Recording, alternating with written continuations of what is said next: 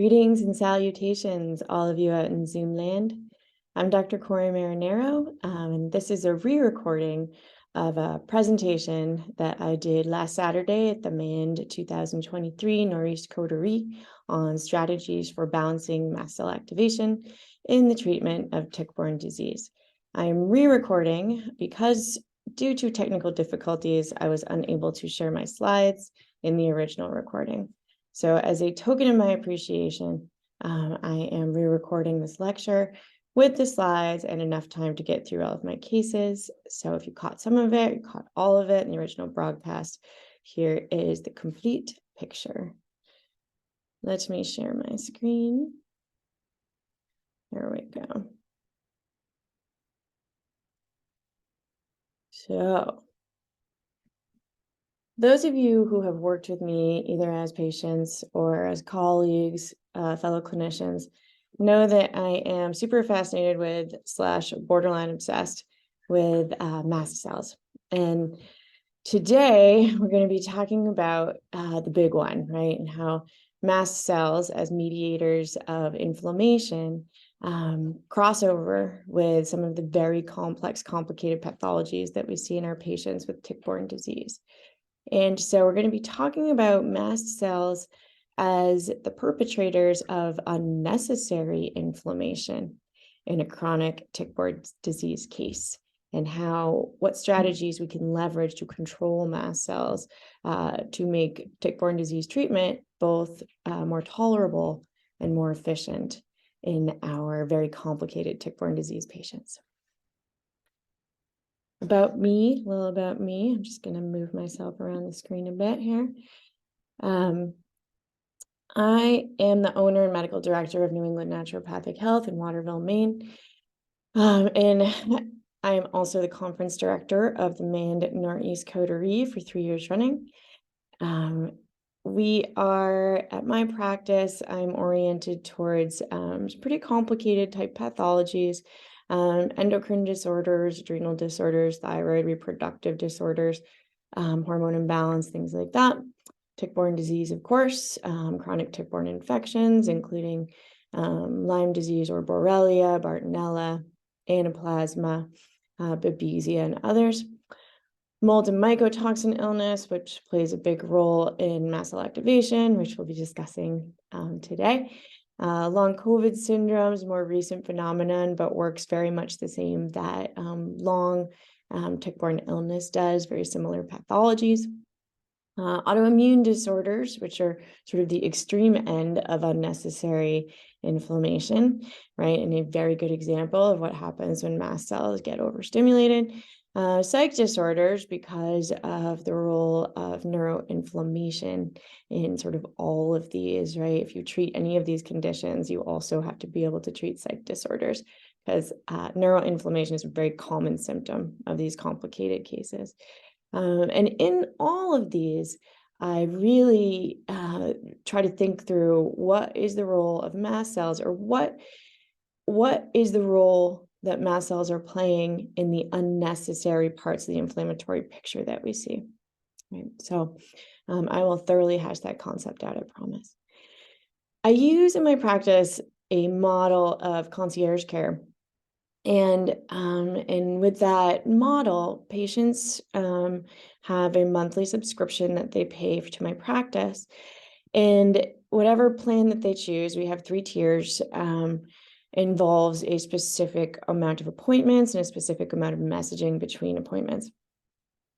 And I implemented this model of practice last fall. And it was due to feeling really frustrated with the limitations of just sort of an a la carte appointment practice. I realized that if I was going to be effective in treating these very, very complicated cases, I needed to see my patients at regular intervals, and I needed to have access to my patients between appointments, and to have my patients have access to me between appointments so that we could check in on what's happening, make adjustments as needed, keep the treatment plan moving along. Since switching to this model, I am much, much happier with my practice model because I feel like I have the time and I feel like I have the room built into my schedule to be managing these patients to the degree that they need managing, right? So the way that it works is a new patient has the most as an active care subscription. It's 8 appointments and it's follow-up messaging, 8 45-minute appointments, then follow-up messaging between appointments. That's for a calendar year. We get the majority of our work done in the first calendar, maybe 2 years, depending on the complicated nature of the patient. And then we gradually diminish care, right? And the goal is to eventually graduate patients out, depending on their preference, right? Or graduate them to a more maintenance care plan. Okay, so that model of healthcare I have found is incredibly necessary for managing the degree of pathologies that we'll see as naturopathic doctors, right? Because we're getting the patients that nobody else can help, right? And we're sort of the last stop before giving up hope completely. So in my practice, I'm always wondering about the why, and why do some patients get so incredibly sick and some patients never do, right? We get the patients coming to us for just their wellness care, right? They feel pretty good. They just want a good nutrition plan or they want a good supplement regimen to, sort of extend their longevity, but, they eat right, they exercise, they have plenty of energy, they sleep well, their gut works well, et cetera, et cetera. They don't have too many symptoms, right? They take good care of themselves, but that's not the only reason. They don't have a whole lot of inflammation causing stuff going on for them, right? But then you compare that to a patient who may be just as aware of how to do self-care, but their illness, their chronic inflammatory picture is horrible, right? And it's not their fault. It's a particular combination of their genetics, what they've inherited from their parents, and the epigenetic factors that are sort of putting pressure on that immune system that already has a tendency to make unnecessary inflammation. So when we say inflammation, we are talking about what the immune system is doing. When the immune system is stimulated with a particular type of, any sort of type of stimulus that is going to evoke a reaction, there is a necessary inflammation that is required to, sort of mitigate that stimulus. Usually an infection, right, is when we think about, we want the immune system jumping into gear. But what happens when the immune system is stimulated by everything, unnecessary things? Allergies, right? Allergies, respiratory allergies, your good old-fashioned seasonal allergies, sort of the shallow end of the pool when it comes to unnecessary inflammation, right? The immune system in an allergic person is perceiving pollen and cat dander and hay and whatever else it is as an invader that it has to mount an immune reaction to. Not ideal. Those things are not dangerous to us, right? We shouldn't behave as if we have an infection when we're exposed to, a harmless irritant or allergen. So the allergies and respiratory allergies, sort of the shallow end of the pool. And when we get to sort of the deeper end of the pool of unnecessary inflammation, then we're into things like autoimmune pathologies, lupus, rheumatoid arthritis, multiple sclerosis, our neurodegenerative patterns like Parkinson's and Alzheimer's, and things where we've really just lost control of the immune system completely. And the immune system is degrading, attacking, sort of breaking down our own tissues, right? And so along that process, there are various ways that we can intervene, right, with these patients becoming more and more and more complicated. Can we figure out what's irritating their immune system in terms of infections and fix that? Yes. Can we also change the way in which their immune system responds to various types of stimuli? Yes, right? And that, in my humble opinion, is really where the advances need to be made.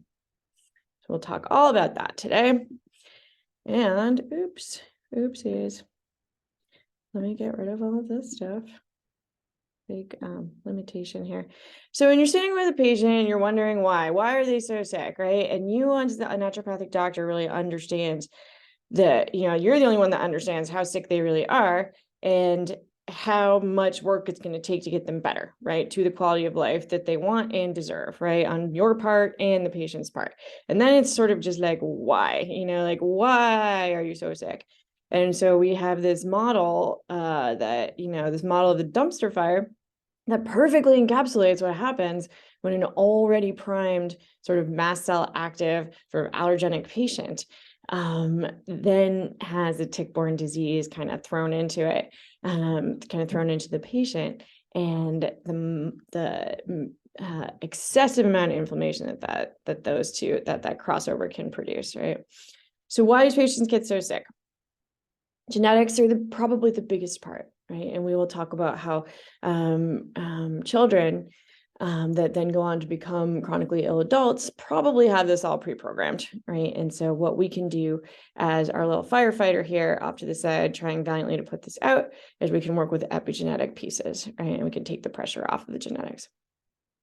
Various ways in which genetics manifest the vulnerability towards illness. Our environment. So in our environment, we have the allergenicity of the environment. Is the environment clean? Does it contain a lot of, for our allergic patients, does it contain a lot of stimulants, a lot of irritants? Is there mold in the environment? Mold tends to be a big part of why these people are so sensitive to everything, right? Food, the availability of food, availability of good food. Does the patient have any education or any background in how to eat real food, or are we living on, synthetic food, right? Which the body doesn't recognize, doesn't know what to do with, tends to mount a lot of immune reactions to. Toxin exposure. Does the patient work in industrial situation in which they're regularly exposed to solvents or heavy metals or, sort of other industrial products that then will accumulate in our bodies, both putting pressure on our immune system, but also our detoxification system, right? That the body then has to figure out a way to deal with, process, get rid of, make sense of. Chronic emotional stress. So we know that mast cells are both stimulated by and also stimulate cortisol production, right? So cortisol is the body's stress hormone. And when we're under a lot of stress, the steps that our endocrine system has to jump through to produce cortisol as a stress hormone automatically is going to trigger mast cells to be active, right? So this is why many, many people find that they feel really crappy when they're stressed out, right?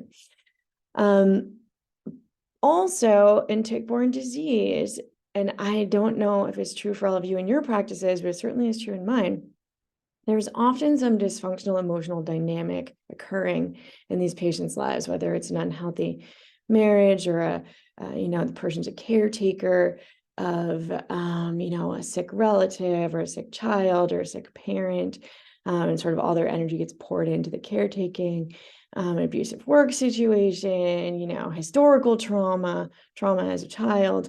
Usually there's some component there, right, that is a layer, sort of has to be, if not worked through, at least understood and compartmentalized. And our history of medical interventions, right? By the time this patient gets to you, how many different specialists have they seen? How many different interventions have they had? How many medications? How many surgeries? How many antibiotics, right? How much medical well-intended, but nonetheless can be dangerous for these sorts of patients that don't respond well to a lot of different therapies that most other people can tolerate. How many layers has just medical intervention put down for you, right? So, that's where the thorough review of symptoms, this thorough review of patient history is super, super, super important. You'll learn all sorts of interesting things there. So chronic infections is a part, right? And under chronic infections goes tick-borne diseases, but also viral infections, gut infections, like parasites, quite common in these patients. And these patients tend to be accumulators of infection because of the way that their immune system treats an infection, right? That the immune system doesn't necessarily kill the infection, sort of creates an inflammatory pattern that sort of welcomes the infection in to get settled and get cozy, right? Settle in for the long haul. So chronic infections are a part, but they are not everything, right? And the reason that chronic infections tend to get so out of control for these patients is because of the way that their immune system manages the infection, right? And as a side note, when you're thinking through the chronic infections, don't just think about tick-borne disease. Don't just think about viral stuff. Don't just think about the gut. Remember that the mouth is a part of the body, and the mouth is very, very subject to hiding, simmering chronic infections, right? So make sure your patient has good oral care on board. And let me also highlight the fact that that dentist should usually be a biological dentist for these patients, right? Because they're going to be intolerant to a lot of dental materials that are used in conventional dentistry. And more recently, we have this other sort of layer, which is COVID infections and COVID vaccinations. And, I really try to stay what I like to call sort of agnostic about vaccination in general.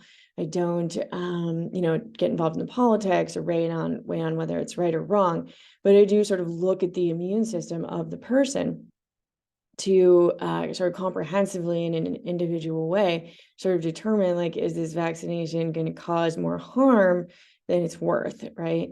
Because this is this patient population is not only the people that developed the long haul COVID syndromes, they also are the people that had all the weirdo reactions to the COVID vaccinations, the mRNA vaccinations, which seemed to really provoke a lot in this patient population. So cardio side effects, basically every symptom that I've seen from long COVID, with the exception of the loss of sense and, sense of smell and taste, which seems to be directly related to, the method of it, the point of entry of the infection being the sinuses and the immediate immune reaction that happens right here, right where the olfactory nerve is.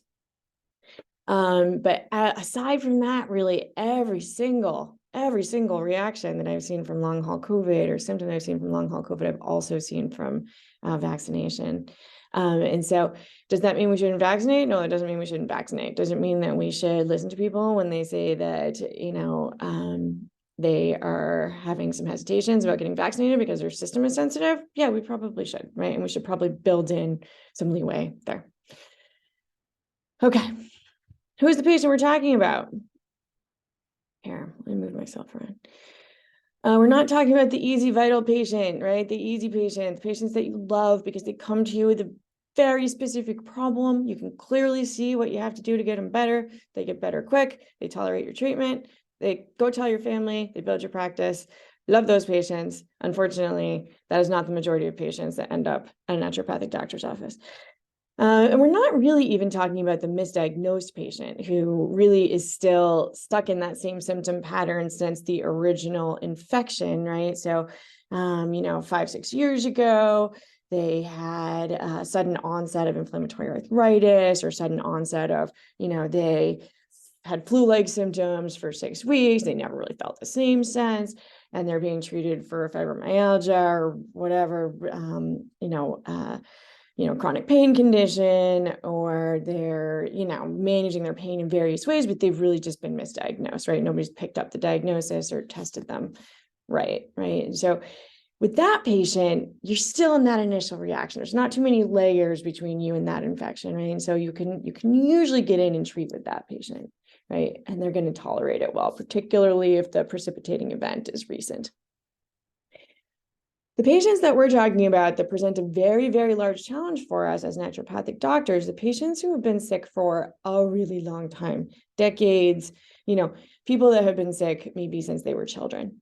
And then for those people, honestly, there is this psychological barrier that often presents itself as its own set of challenges, is that this patient's been sick for so long and they're so used to being sick that they sort of accept it as part of their identity or part of their fate, right? And that is not saying that they're a malingerer, or it's not saying that, they're faking it. It really is that they've been sick for so long that their inflammatory pattern has become part of their identity, right? That's a tough thing to work with. And so that is, in those cases, which is a lot of people that come to see us, we really need to cultivate hope for the future, right? And that's kind of where that healing process begins, is that, if the patient has really accepted being sick as their fate, we got to sort of do that motivational coaching and establish that sort of therapeutic relationship as, if you're willing to learn, if you're willing to do the work, we can certainly get you going in the right direction, maybe looking at you a little bit different than how you've been looked at before. And so that, sort of presents its own set of trouble, particularly in this patient population. And I really encourage, naturopathic doctors are excellent at this, setting up those trusting relationships, cultivating that spark of hope for the future, right? That is a huge part of the healing process for these patients. So we're talking about patients that are either sensitive to everything that you give them, right? They're very allergic, they react to everything, or you treat them for the infections that you find, and they just their symptom pattern doesn't change, right? So in both of those cases, you're dealing with a mast cell active patient. You can remove the infection. The immune system doesn't believe it. They still think the infection's there, right? Because the storm is already going. So that is a very frustrating picture to deal with as a naturopathic doctor. Talking about the patient that easily has Herxheimer reactions when you're treating them for tick-borne disease, and you have to keep stopping because they are miserable as you're treating them, and your treatment can't progress. We're talking about patients that have tick-borne disease, but they also have possibly several other infections. And again, that's because of the way that their immune system manages infection. Their inflammatory response encourages the infection to stick around, right? We never shift into that actual place where we go and kill the infection and allow everything to simmer back down. So I like to call that the piñata problem, right? So once you start working these patients up for things, you're going to find not just tick-borne disease, you're going to find viral stuff, you're going to find parasites, you're going to find fungal infections, you're going to find all kinds of stuff. And is the answer to go and kill all of the infections separately? You could do that. That's, what I like to call playing whack-a-mole. And it's certainly, I did a lot of it when I was first practicing. But is the patient going to feel better? Probably not, right? Because their immune system is behaving in a certain way that is conducive to accumulating more infections. So you can go kill all those. They're going to get more, right? And they're going to feel equally as crappy because their immune system is still just as stimulated as if you hadn't killed the infection. So this is the importance of understanding the individuality of the immune system and to work to shift the immune system from a chronic inflammatory one over to one that knows what to do with infections and produces minimal unnecessary inflammation. So the graphic that I like, and I'm the daughter of a math teacher, and so I really love math analogies, and we'll talk about both working both sides of this equation of, how much is mast cell, how much is tick-borne disease. It's not an either or thing, it's an and both thing, right? So we both need to treat the disease so that we can remove that layer of irritation and stimulation from the mast cell. We also need to calm down the mast cell so that the patient feels better and so that the patient is tolerant and benefits from our treatment. So we're working both sides of the equation. Really love that analogy, right? And I encourage you to think like that in your tick-borne disease patients. So our learning objectives are our mast cell side of the equation. What we're really trying to do is create a stable, calm foundation from which we're going to treat our tick-borne disease. So we'll go through strategies for identifying patients that may not be classically atopically allergic patients, right? They might not have your classic asthma or, respiratory allergies or eczema, but they've got other symptoms that I like to call sneaky mast cell symptoms that we'll go through that will tell you that you need tighter mast cell control, right, in your treatment.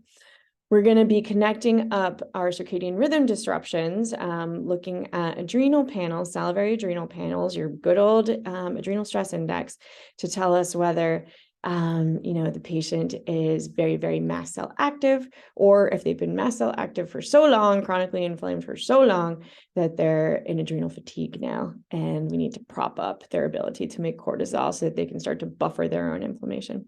And in those people, we're going to talk about the use of bioidentical hormonal adrenal supports to sort of start to calm down mast cell mediated inflammation by allowing that person to now produce a little bit of cortisol so they can get reins on their own inflammation, right? We'll talk about use of herbal and pharmaceutical mast cell stabilizers to get that immune system a little calmed down in order to make tick-borne disease more tolerable and prevent your Herxheimer reactions.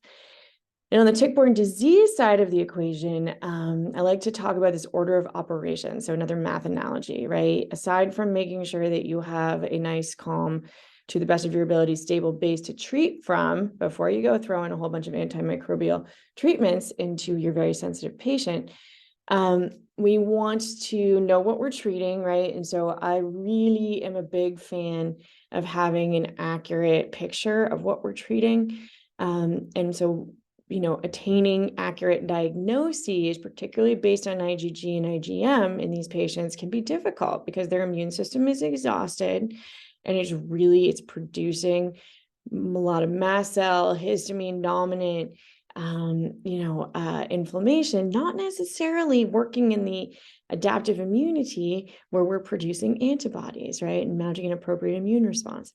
So we'll talk about strategies for how to get your kind of start to shift the immune system from the get-go so that we have more antibody production when we test, so that we'll have more accurate testing, right, to go on. And we kind of can know better what we're treating and also prove the diagnosis both to ourselves and the patient and their other doctors and whoever else needs to know. We'll identify use of immunomodulation tools and antimicrobials that can also double as mast cell stabilizers. So really useful herbs and pharmaceutical tools that can be used to sort of both calm down the immune system, but also encourage the parts of the immune system that we want to be active. We'll talk about obstacles that might get in our way of tick-borne disease, other things that are irritating the mast cells that we might have to treat and stabilize before we can get into tick-borne disease and expect a good outcome. And we'll also review gentle liver detoxification techniques. That's probably a good policy to have on as you're treating patients for tick-borne disease to prevent detoxification overload, prevent their Herxheimer reactions, keep their system moving, prevent tissue congestion as you're treating. And so we've really hashed out this concept very well, so I don't really need to repeat it, but essentially, we're really exploring this idea today of how mast cell and chronic tick-borne mast cell activation, chronic tick-borne disease sort of is a self-perpetuating cycle, right? And so we're seeing these things are growing in incidence, right? And often they're comorbidities because we've got more ticks, we've got more people getting bit by ticks, we've got more allergenic people because we've got so much, and overstimulated people because we've got so much new crap in our environment that is making everybody so toxic, right? And so we get these very confusing pictures, right? And we're often in this place of, is it mast cell activation? Is it tick-borne disease? It's both, right? And so you have to work both sides of that equation because it's a feed-forward cycle. Another really interesting thing about mast cells is that they're antigen-presenting cells, right? And so their job, fundamentally, is to show the rest of the immune system what's happening in the outside world. And if we think about it, like what's happening in the outside world, every day we are exposed to new stuff, new toxic stuff that was made in a laboratory somewhere that our body has no idea what it is and no idea what to do with it. Right. So I really love this analogy of, mast cells as like the Paul Revere's of the immune system, right? So mast cells are hanging out on the skin, they're hanging out in the mouth, they're hanging out in the gut, hanging out in the lungs, the sinuses, the birth canal, every place else that we have mucosa, that's at the eyes that are in contact with the outside. Oh, actually, no, they are in the eyes. There's something about that. I'm going to have to research that. So they're not in the eyes, just pulling that up from my memory bank. It's the one place that they don't exist, probably for good reasons. So mast cells are in contact with the outside world and they're constantly seeing all these things that they don't really know how to make sense of, right? And so they're constantly having to show the immune system, hey, here's red dye number 40. Hey, here's our this other food additive that was invented in a laboratory somewhere. Hey, here's our PFAS. What do we do with this? Go get sensitized to this. Let's get really mad about this. here's our roundup. Let's get real mad about this, right? So aside from the toxicity that these substances cause, we also are in the process of sensitizing our systems for all these new and different things. The body has no way of processing, no way of knowing what to do with. So our immune system becomes reactive, not just to the stuff that we're supposed to be reactive to, like infections, but also other stuff that we just don't know what to do with, right? So we treat it as an irritant or something that is potentially dangerous to us. So, Paul reveres the immune system. That's how we want to think about mast cells. Another interesting thing about mast cells, they don't, unlike other antigen presenting cells, right? They don't differentiate in the bone marrow, right? So they're not sort of like leaving the bone marrow with a clean slate like other antigen presenting cells. Mast cells migrate to the tissue that they will eventually mature in, and they mature under the influence of the local immune system there and its own sort of cytokine and leukotriene balance. So basically, for our purposes, its own inflammatory balance. If you've got mast cells undifferentiated and mature, migrating to an already inflamed place, that mast cell will be taught to react to everything, right? And so the cycle continues. We know that our epigenetic influences begin in utero. Right. And so there's evidence that we can both sort of pass tick-borne disease through the placenta. There is also evidence that we can start to sensitize developing babies to the mother sensitivities when they're in utero. IgE and IgG complexes can cross the placenta, right? And so, and you see this if in my practice, I have the privilege of treating for multiple generations of patients. You see this play out, right? So, for our purposes, the chronic inflammation or the capacity for it or the mast cell activity sort of concentrates in each generation. So like maybe, grandmother had, a little IBS, some allergies, a little bit of arthritis. And then like mom has, rheumatoid arthritis and, depression and anxiety. And then the kid is the one that has, the autism spectrum disorder or the really severe ADHD or the, severe learning disabilities or seizure disorder, whatever it is, something that is really difficult to treat and manage. And so you see this just sort of concentrate through the generations, right? And it's because we're gaining momentum with every single generation and every single generation's new exposures to like crap in the environment and, more infection potential. So the way that our mast cells are supposed to respond to infection, nicely sort of drawn out here. So the mast cell gets, sort of any indication from either the rest of the immune system or, parts of an infection binding to the mast cell itself. It is going to immediately release histamine, primarily, tryptase, chymase, which are proteases, which are intended to go and like cleave and chop up the infection. But when the system gets carried away, we'll cleave and chop up our own tissues. And leukotrienes, which are responsible for, bronchoconstriction and sort of what we associate with like asthma. These pro-inflammatory mediators then, appropriately, this is the part of the immune system that we want to have happen. They increase the permeability of blood vessels, lymph vessels, the blood-brain barrier, and the gut lining so that we can sort of open up the gates, make all of our membranes really porous so that the rest of the immune system, our neutrophils, our lymphocytes, the other stuff that we're going to alert about this danger and that actually is going to, go through the steps of killing the infection or neutralizing the irritant so that they can come in and do their job, right? And then once the infection is, once the first initial innate response calms down, then the mast cells now are showing the rest of the immune system, like, here, go kill this thing. The immune system goes and kills the thing. The inflammatory pattern calms down, gets cleaned up, right? And everybody goes back to business as normal until the next thing comes along. That's how it's supposed to happen. But what can happen for some people, right? That sort of get really kind of carried away with that initial immune response and really never shift into that adaptive immune response.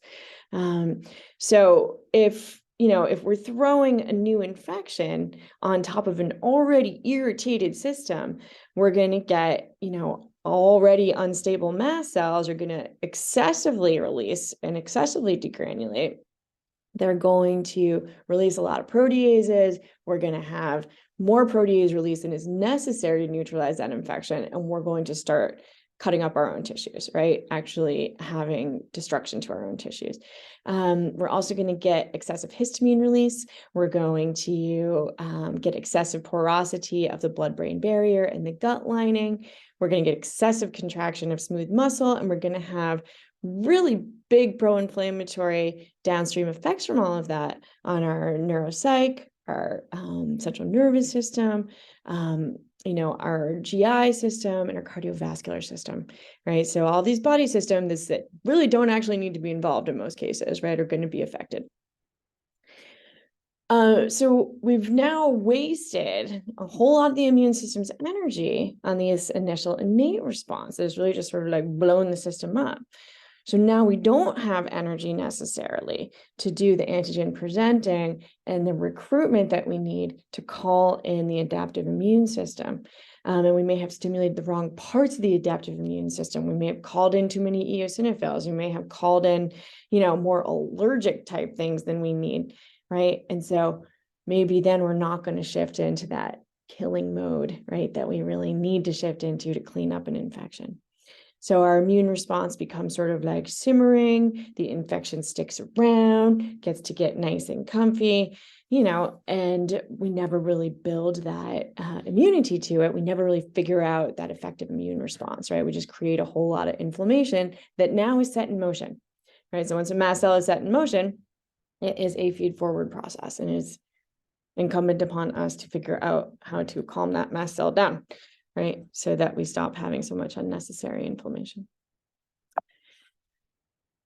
Okay, so a proposed algorithm, this is the algorithm I like to use for thinking through, my new patients that, I either have inherited from another provider as a tick-borne disease case, or from their history or from their symptom picture. I really strongly suspect tick-borne disease, which is, in my patients, most of them.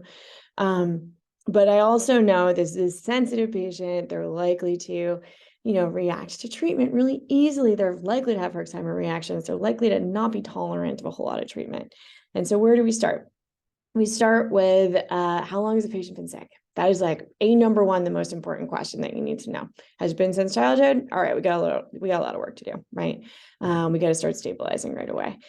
And so, from there, how long has the patient been sick? This slide says ectopic, it's supposed to be atopic. Is there an atopic allergenic picture, or is there a sneaky mast cell picture? We'll talk about that in the next slide. What's a sneaky mast cell picture, right? Symptoms that mast cells are active in other parts of the body other than the respiratory tract and the skin, which is where we usually talk about them. If there's no history of tick-borne disease, do we think that the immune system needs prep work to give us accurate information, right? To give us and the patient accurate information? Are we wasting our time by testing them right away, right? Is their immune system tired? Is their immune system making antibodies? We don't know, right? We don't know. But as a good bet, we're going to prep them a little bit for treatment. We're accomplishing two things there, and we'll talk about the strategy. We're both starting to shift their immune system into a more efficient state, and we also are going to sort of hedge our bets that we're going to get more accurate information out of antibody-based testing, right, which these patients are generally not very good at. We want to know about their adrenal picture. We want to know if inflammation is compensated or uncompensated. Can they make cortisol? Can they buffer their own inflammation to some extent? Or have they been sick for so long, they're not making cortisol, right? And they're not able to rein in their own inflammation at all. Are they making too much cortisol? Are they very, very inflamed and still making tons of cortisol to compensate for it? Comes with its own set of issues, right? And so, maybe even getting those cortisol levels down a little bit so that we can create a more stable state. Sometimes that's necessary too. What other factors are irritating the system? What other comorbidities do we have? We have to think through that before we start treatment. What other factors are a barrier to treatment? Are they, if you identify comorbidities in your tick-borne disease patients, you kind of have to make a judgment call. And it's kind of got to be based on the sensitivity of the person. Can you work around these comorbidities, right? And go for your tick-borne disease treatment first? Or are they going to impede your treatment? Are they going to get you stuck? Do you have to treat other factors before you can treat the tick-borne disease, right? And that's a judgment call for every patient that, I still make mistakes, right? After, 12 plus years of doing this, in some ways, I really am just at the beginning of my career, but, so we'll talk about a case in which putting the cart before the horse got me in trouble and is still getting me in trouble. So here's a simple sort of graphic representation of that algorithm. How long has the patient been sick? All right, if they've been sick since childhood, you got a lot of work to do. You set expectations early. Patient needs to know they're not going to get better tomorrow. That it's going to be a lot of work on both your parts to get them anywhere close to the quality of life that they want. And you want to definitely start by assessing and propping up adrenal function as needed. Are they classically allergic? Are they classically atopic? Do they have the asthma, the allergies, the skin disorder, the eczema, the psoriasis, the autoimmunity, the blah, blah, blah? Do they have any of that? If they do, then that's a mast cell unstable person. And you got to go right to, you don't have to do anything. I go right to my mast cell stabilizers at that point, and subtle immune support, whatever the patient's tolerant of, to start to decrease inflammatory symptoms, get their quality of life a little bit better, get them a little less inflamed, a little happier, and start to prep them for testing. If not classically allergic, are they a sneaky mast cell patient? We'll talk about those symptoms in just a second. And, do you have to get a little tighter control over their immune system before you can start treatment, right? In order for treatment to be beneficial for them. If they've only been sick since a precipitating event, and even better if that precipitating event has happened in the last, say, like 5 years, great. You want to know everything about that. You want to know what was happening at the time, what the event was, what they immediately experienced, what they were tested for, what they were treated for. Were they under a lot of stress? Had they just moved? You got to know everything about it, right? From that, if they're still mounting the initial immune response, great, right? That infection's probably pretty treatable. So that's good. That's good to know.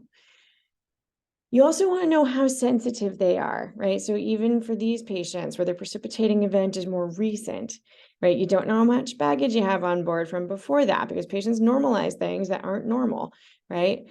You start asking them about IBS. Oh yeah, I've never had a solid poop in my whole life. Oh, okay. So we know that the gut's been vulnerable for the whole entire, for the whole entire life, right? So how sensitive are they to current or prior treatment? We want to know that. If you're treating them currently and they're reactive to, magnesium, trace minerals, fish oil, stuff that they should really be tolerant of, that's a sensitive person.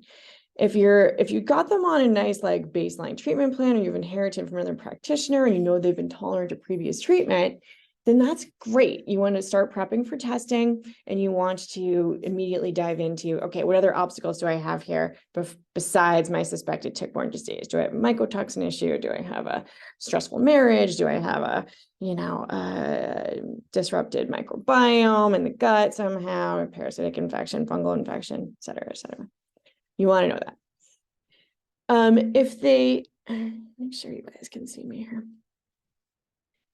And so if they're intolerant to previous treatment, if you've inherited from another practitioner that, the patient tells you right off the bat that they hurts from everything they get given, they're sensitive to everything, you should be really careful about what you give me. They want to start at 1/10 of the dose of the normal person, right? That's all of my patients. You need to start by assessing adrenal function, right? Or I will start by assessing adrenal function, right? Because that is generally a patient that's been, doesn't really have a whole lot of cortisol going on, right? And so we usually need to start propping that patient up.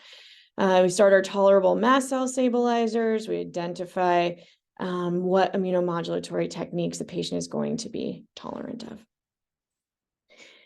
Okay. So if they're still mounting the initial immune response, great. That's a good place to be.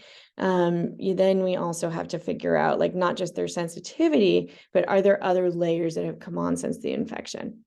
a good COVID infection that produced a lot of symptoms afterwards, a move to a moldy house, or a move to a new house that had a lot of off-gassing, a divorce, a sickness in the family, anything that will sort of set the patient back further. Like, we need to know about that since the original precipitating event, right? And then we have to make our sort of timeline and our order of operations and see what we need to fix prior to getting to that tick-borne disease, right? So our sneaky mast cell patients, these are important people to know about, and these are important clues to know about. These are sneaky mast cell patients. So if you ever want to have like a really, really fun day and like start beating your head against the wall, just because you don't really understand the depth of like challenge that you're up against until you start digging into the research, like go ahead and put into like a Google Scholar search any symptom that you really hate treating, right? Or that really is a pain in the butt to treat, whether it's interstitial cystitis or endometriosis, or your POTS or your Raynaud's or your hair loss disorders, and then put mast cell right next to it. And you will find article upon article about how grubby, mast cells have their grubby little paws in like everything that is a pain in the butt to treat, right? And so there's this whole other layer, right? There's this whole other layer aside from the disease pathology of how irritated the immune system is, right? And you can often pick up how irritated the immune system is by sort of checking off how many symptoms on this list do people have. So, all the references are here. You'll have access to the references usually if you're seeing this presentation. I will upload them onto my website right next to this video. And, you can look at these articles yourself, right? Endlessly fascinating. Any one of these symptoms could be its own lecture, right? And sort of beyond the scope of what we're talking about today. But for our purposes, we're going to contextualize these, compartmentalize them as like symptoms. If your patient has this, you know that they're a mast cell patient, even if they're not classically allergic, right? It means that their immune system is pissed off about several things, and it is expressing that inflammation in unnecessary ways. It will also express its displeasure to your tick-borne disease treatment in similar ways, right? And so our best that we can do for these patients that have, 1, 2, 3, 4, 5 of these symptoms, you've got to stabilize those mast cells before you treat them. Have to, right? Okay. So then more classic crossover with our tick-borne disease symptoms, like our classic tick-borne disease symptoms. So, and these are like concepts where, yes, it's the tick-borne disease that is creating the symptom, but it's via the mediation of mast cell mediated pathologies, right? So mast cell mediated inflammation. So this article is basically, I encourage you all to read this. This article just basically talks about how mast cells that are in the immediate vicinity of both the blood-brain barrier and also afferent nociceptor nerve cells cause a lowering of the threshold of pain, right? So our classic, symptom that sort of starts to get us thinking about tick-borne disease is pain. How much pain does the person have? Right. And it's obviously there's lots and lots of people that have tick-borne disease that don't have pain, but it's one of the things, a person starts talking about excessive pain, that's going to be on your differential diagnosis list. And so this article just sort of highlights how essentially mast cells, when they're really active, are going to cause the patient to have a lot of pain. Yes, it's under the influence of whatever infection they're hosting, but it's still the mast cell that's doing it. And so it still is a point that you can intervene. Right? Okay, point made. Come on, slides. And then inflammatory arthritis. So yet another symptom, right? How many patients do you have coming to you that, they've got rheumatoid arthritis, they've got osteoarthritis, they've got, some sort of inflammatory arthritis that they just haven't been worked up appropriately. You work them up and you find that there's presence of Borrelia, there's presence of Bartonella, there's presence of, whatever it is. Again, like that joint pain that is so classic to tick-borne disease, right? Again, A lot of that inflammation is mediated by mast cells. So mast cells in the murine model, at least, which has been the most closely studied for inflammatory arthritis, but actually there's human data here too. And in one of those references, there's human data cited. Mast cells are up to 10 times more concentrated in the synovial fluid, so the pocket that surrounds that inflamed joint in inflammatory arthritis. Mast cells can recruit and activate synovial fibroblasts, and then trigger those fibroblasts to start, making extra tissue, right? And so this is how we get that, hyperplasia of a reactive joint, right? That you could see in your patients. And thickening of the synovial lining. They also induce angiogenesis to the synovium, and that's ostensibly for the purposes of bringing the rest of the immune system in, but it's going to increase, the erythema and the heat and sort of the classic inflammatory signs. A lot of that is because there's too much blood flow going to that joint. They also can induce activation of chondrocytes and osteoclasts, right? That is eventually, if this goes on long enough, going to lead to breakdown of our cartilage and our bone. So interesting mechanism of action to consider in our osteopenia, osteoporosis patients that have a lot of degenerative type pathologies. Generally, you're going to find other inflammatory symptoms in them, right? Usually degeneration is only one part of their pathology, one symptom of it. Mast cells engage in this feedback loop with synovial fibroblasts. You find this wherever mast cells are participating all over the body. They usually will get hooked up with some sort of symbiotic relationship with another cell in that body system. And they, in the brain, it happens with astrocytes. And there's other examples that are escaping me right now. But essentially, they'll create this feedback loop, right? So the fibroblast stimulates the mast cell stimulates the fibroblast, and it just keeps on going and going and going and going, right? And it's this feed-forward cycle that picks up momentum every time that mast cell gets mad about something else. Mast cells, basically conclusion of this research, right, both in murine and human models, is that though they're being stimulated by various factors, mast cells are what are actually creating the majority of these reactions, right, that you see as signs of your tick-borne disease. So here's a good little, move this over so y'all can see that. It's a good little graphic. This is one of the few graphics I included in this presentation because it's so appropriately shows what mast cells are supposed to be doing, the appropriate parts and the inappropriate parts. So here in the synovial mast cell, we've got a whole bunch of release of sort of the immediate release of those preformed granules that they have. They get triggered. They're under the influence of pathogen. They release all this stuff. We, we increase permeability. We start to bring a lot more blood flow, et cetera, et cetera. That's the part of the immune system that probably is supposed to happen. Then we do our leukocyte recruitment. We really want that to happen. We want more monocytes. We want more lymphocytes. We want more polymorphic nuclear cells, neutrophils, so that we can go and mount an appropriate immune reaction, kill the thing that we're mad about. Okay, great. So we activate our macrophages, our little Pac-Man cells. They can go eat up, our infection. Great. This is all happening. This is great. Okay. But the dysfunctional part of the mast cell getting activated here, and I would argue that in some of your patients, they're going to be a lot more prone to this than others, is that we're now going to start to stimulate fibroblast activation, hyperplasia of the tissues, right? And then the fibroblasts then get into this feedback loop with the mast cell, where we're stimulating the fibroblast, the fibroblast stimulating the mast cell, and we get this feed-forward cycle. The synovial mast cell is also going over and stimulating osteoclast differentiation and activation. So we're going to start breaking down bone now if this, goes on long enough, right? So we never really think about osteopenia and osteoporosis this way, but maybe we should factor this into our understanding of it, just saying.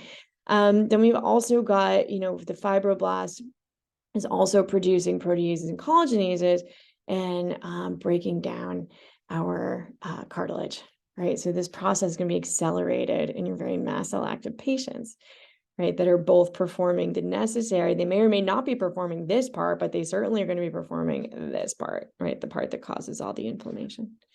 All right, let's move on here.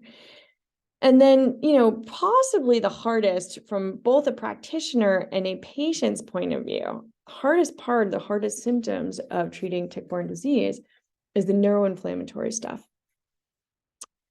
Neuroinflammation is part and parcel of treating this patient population.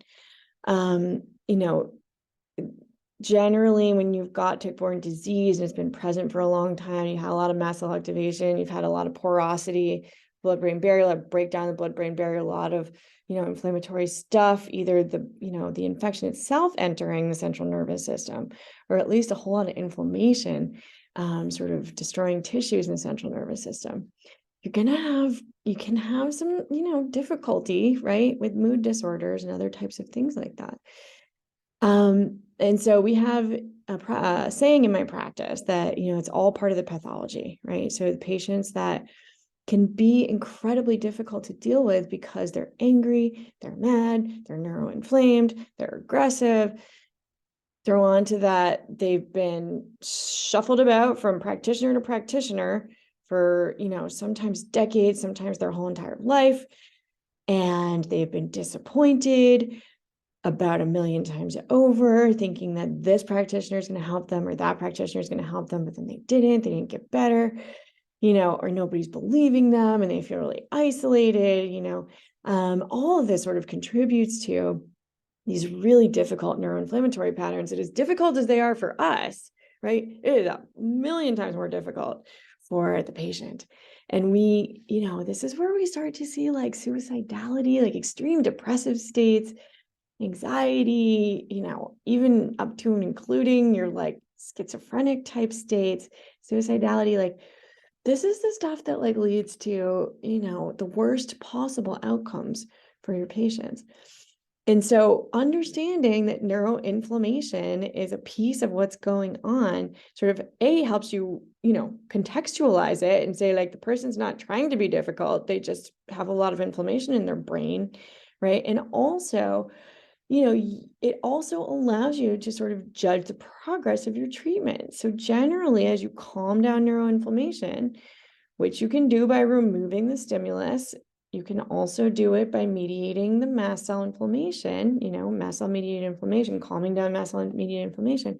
You see this person like calm down, right? And that is a beautiful, beautiful part of the healing process, right? And it makes them a lot easier to deal with for you, and a lot easier for them to deal with themselves and for their family, right? And so that is a really important goal in treatment for a lot of these patients. Like almost first and foremost, I really work on starting to calm down the neuroinflammation right away because it's important for communication with the patient, just practically. And it's so important for their quality of life, right? And so the patient may have some sort of like DSM diagnosis. They may have a treatment plan in place, a psych treatment plan for that DSM diagnosis. Great. They can believe that.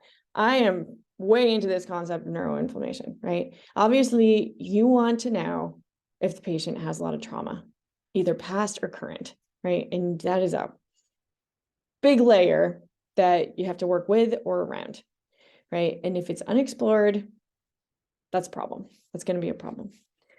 But you will find these patients over and over and over again that have no childhood trauma, have a totally healthy marriage, totally healthy family dynamics. They love their job. They're totally good in life, but they are anxious. They can't sleep.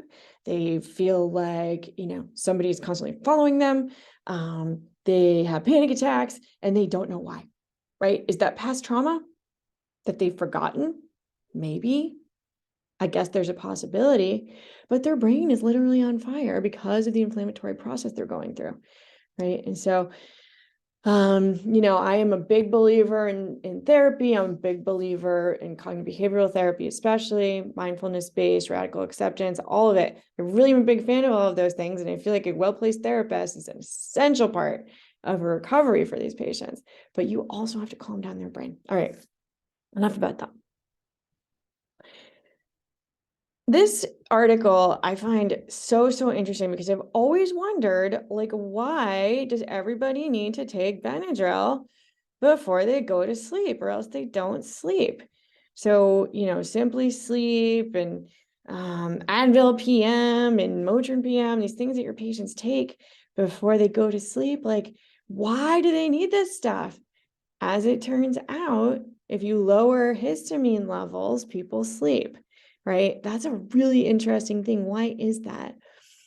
Always wondered that. And then I stumbled across this article, and it was like, just like this beautiful aha moment. Love those when you're just poking around the literature and you find validation for stuff you've always suspected.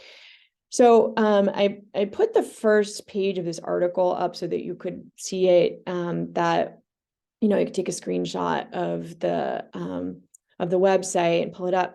It's such a good article. It really hashes out how circadian rhythms are often disrupted by overabundance of mast cell activity, right? And so we'll see on the next page how you'll be able to maybe pick this up if you're lucky on an adrenal panel.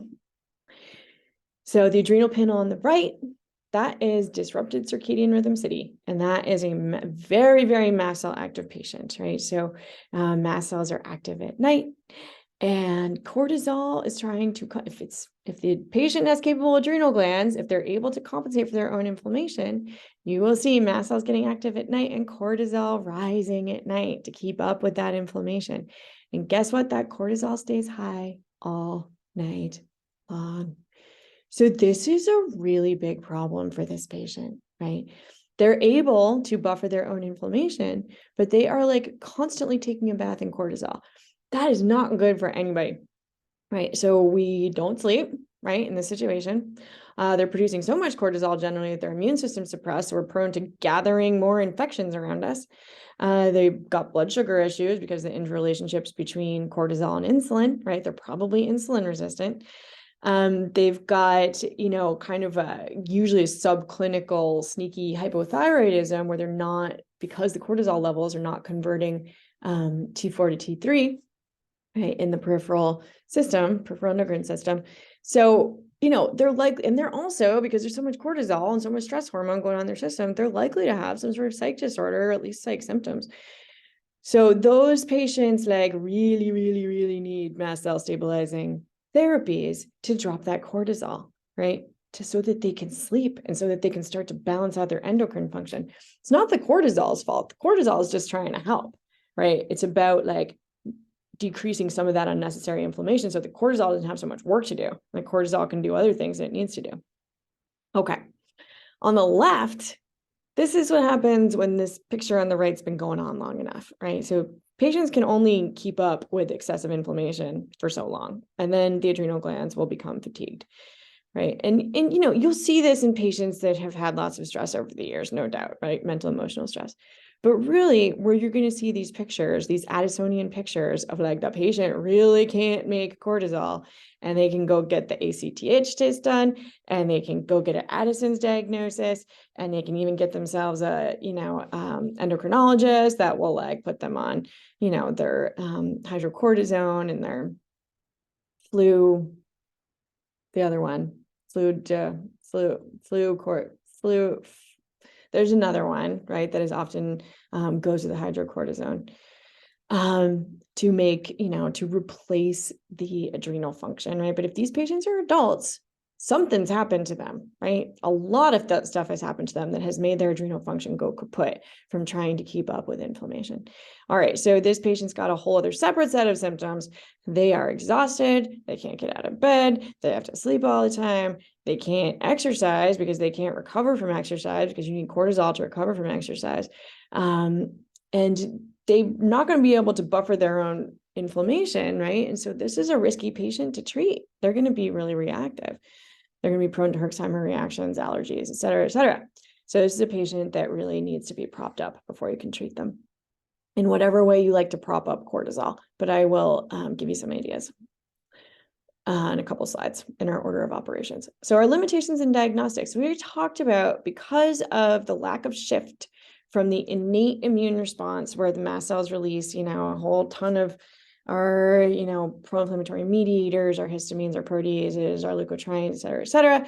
And we waste all the immune system's energy there. We never really shift into that recruitment strategy where we start to mount the appropriate adaptive immune response to an infection. This patient, may or may not be making immunoglobulins. They may or may not be making the antibodies that you're going to need to see in order to know what sorts of infections they're hosting, right?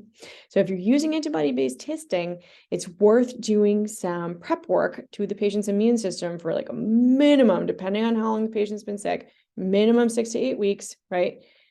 6 weeks is how long it takes to form your new IgM antibodies generally, right? Or you at least, IgM will generally come up in the first couple of weeks, shift over to IgG within 6 weeks. That's the classic immunology. Who actually knows if it even works that way, particularly in these patients? But anyway, I like at least a minimum of 6 to 8 weeks, preferably more, of supporting the patient's immune system. So you start to shift it over into an antibody-producing immune system, less histamine dominance, more antibodies being produced, right? So that patient feels better, right? Patient feels better. That's good. And so that we get more accurate, we sort of hedge our bets, right? So we start prepping with immunomodulation techniques right away. So what are immunomodulation techniques? So we'll talk about herbs on the next page, I believe, that fall into both the category of antimicrobial and immunomodulatory, right? So that we encourage the appropriate types of inflammation, we discourage the inappropriate types that just make the patient miserable. I also really love to feed these patients colostrum-derived immunoglobulins. It can be a little tricky for patients that have dairy allergy, right? Sometimes you come up with a workaround there. But just giving these patients antibodies, right? Colostrum-derived immunoglobulins really kind of hedges your bets that they'll be able to use them appropriately, right? Because likely they just don't have many antibodies around. You can verify this for sure. You can run a total immunoglobulin pool.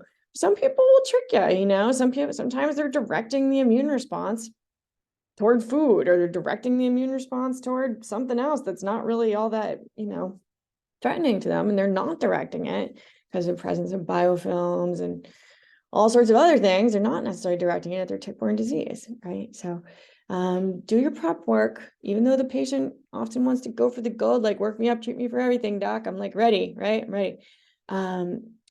Like a little measure of caution and prepping the patient for the testing really will work out well for you. You'll get many more positive tests. Order of operations. So in these chronic patients, I think we've belabored the adrenal function enough in propping it up and or calming down cortisol in patients that need it. Let me move this over here so you guys can see that. Identify our comorbidities that will derail our treatment. Talk about that. We'll assess the need for mast cell stabilizers depending on sensitivity of the patient.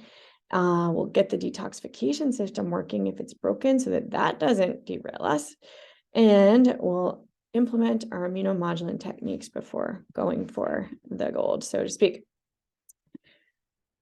So propping up adrenal function in the uncompensated. So you find a patient that, either doesn't produce cortisol, or if you run the full adrenal panel on them, maybe they're making enough cortisol, but they're not making any other hormones, right? And you'll see this in women that have hormone imbalance, like progesterone deficiency. They don't have progesterone because they're not making enough cortisol, and they're undergoing the pregnenolone steal, right? So all of their pregnenolone building blocks of cortisol is being diverted to building blocks of all hormones being diverted to cortisol, right? So these are the patients that tend to go into menopause early in accelerated fashion because they just don't have the building blocks, right, to build other hormones. They're all getting shunted over to cortisol to keep up with inflammation. So patients that are, tolerant of nothing else, they're often tolerant of bioidentical hormone interventions. And that's because the body's already seen these things. Body knows what to do with them. It's not likely to react to them, right? So if you've got a patient that you want to prop up their adrenal function, even if they're intolerant of herbs, you can often get one of the two of these things into them, provided their liver can handle it. And I'll tell you about that in a second. So micronized pregnenolone, must be micronized so that it's absorbable. But, you can get that at like a health food store. I don't recommend that because you want the patient to get it from someplace that it's a good quality product. But my point is, it doesn't require a prescription. It's easy to get a hold of. I use 25 to 100 milligrams. I go a little bit bigger in men because we want to carry it over to testosterone production, often, for our middle-aged, even for our younger men. they're not going to be making any testosterone for the same reason that, our women are not making any progesterone, right? All of those precursors are going to, guess what? Cortisol production, right? Body's prioritizing cortisol production. So pregnenolone can be helpful there. So figure out for anybody they're giving this to, if it works better for their circadian rhythms in the evening or the morning. So often my patients, probably 75% of my patients, they do better with pregnenolone at night. It helps them go to sleep because it has an antagonistic effect on cortisol. So through that CRH feedback loop, you put in the pregnenolone at night, the hypothalamus is like, all right, well, I guess we've got enough stuff going on here. We don't need to produce more cortisol now, right? And then by the time the patient wakes up in the morning, their adrenal glands will have had a chance to now metabolize that pregnenolone into cortisol. So we get that nice rise in the morning, right? And so this works really well for patients. It sometimes works really well for patients, 75% of the time. I'm going to say on the high end, maybe more like 70, 65.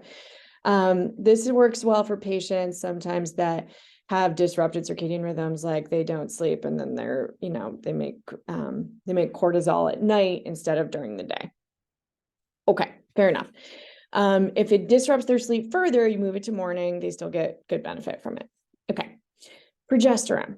Progesterone is so useful in our neuroinflammatory patients, right? Particularly in our, perimenopausal, postmenopausal neuroinflammation female patients, sex born with a female gender or female sex. Micronized also has to be micronized.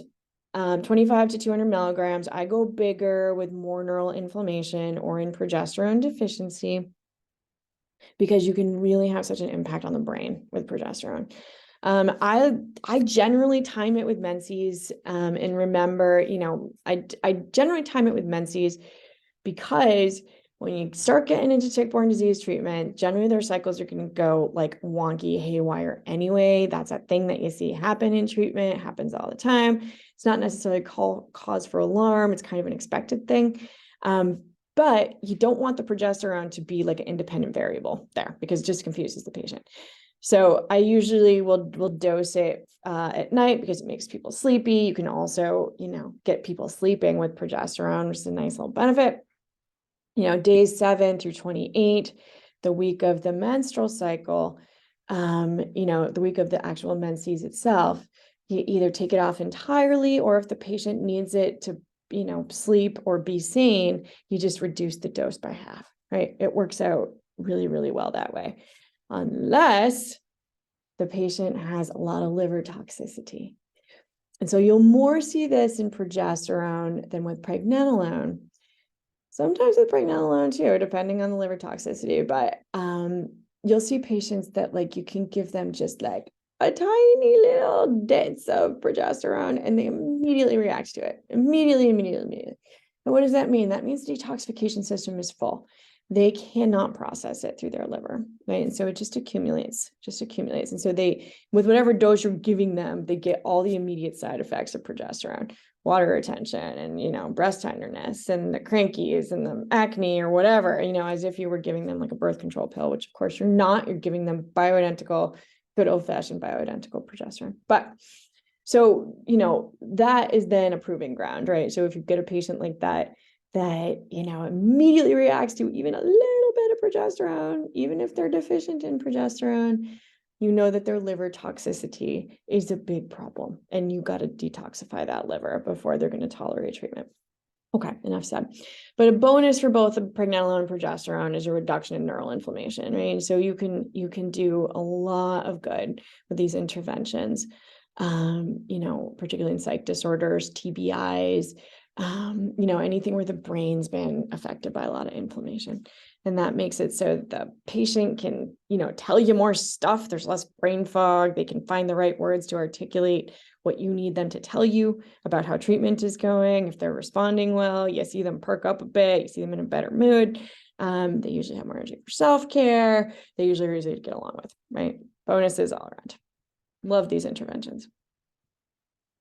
We also, so if the next or in order of operations, if there's excessive cortisol output, you got to calm that down, right? You have to, and you can't do it by taking away the cortisol, right? Like, like a product like Cortisol Manager is great. It's great for mental, emotional stressors leading to cortisol production, but you can't like lower that person's cortisol. It's there for a reason. It's trying to protect the person from their own immune system, right? So you lower that cortisol, that patient feels even more horrible than they already did because they're not now having the buffer of cortisol, right? So you have to lower cortisol by lowering inflammation so that the cortisol, which knows what it's doing, can now go back to doing the things that it wants to do, or I should say, the building blocks that are all being shunted over to cortisol can now then go and fund other endocrine pathways, right? Which we really desperately need them to do generally.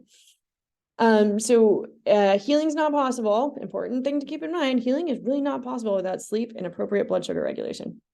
Makes a good argument to start immunomodulation techniques early with your cortisol, very cortisol dominant patients, right? So if you need to drop cortisol, you're going to have to drop inflammation. So you've got to start your immunomodulation techniques early.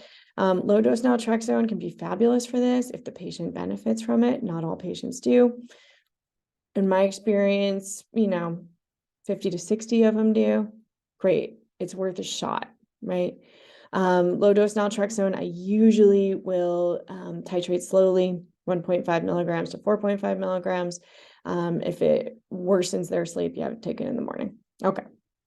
Histamine blockers. This is the patient population that really does well with a well-placed like cetirizine, loratadine, famotidine, H1, H2 blockers, just to stabilize them if they're in a flare, right? You keep them on those things for 2 to 4 weeks as you're also putting in your mast cell stabilizers. You can really get a nice calming of symptoms.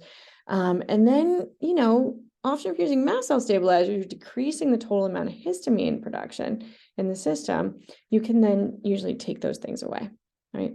But they sometimes are necessary for the onboarding process, and they really can't help with sleep and other things like that.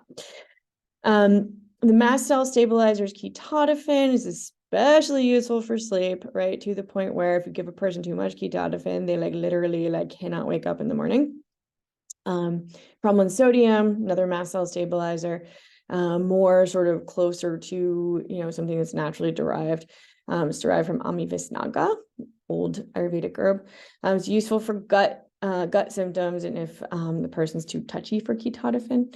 Then you've got your naturopathic medicine has tons and tons and tons and tons and tons of nutraceutical and herbal mast cell stabilizers, quercetin, nettles, luteolin, tons of combination herbal products out there that are great for managing mast cells, provided that your patient's tolerant of them.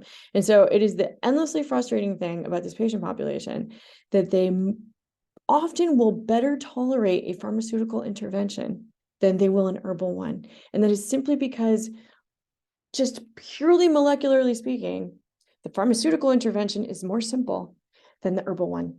In the herbal one, you've got all sorts of things to react to. In the pharmaceutical one, you've only got 3 or 4 things to react to.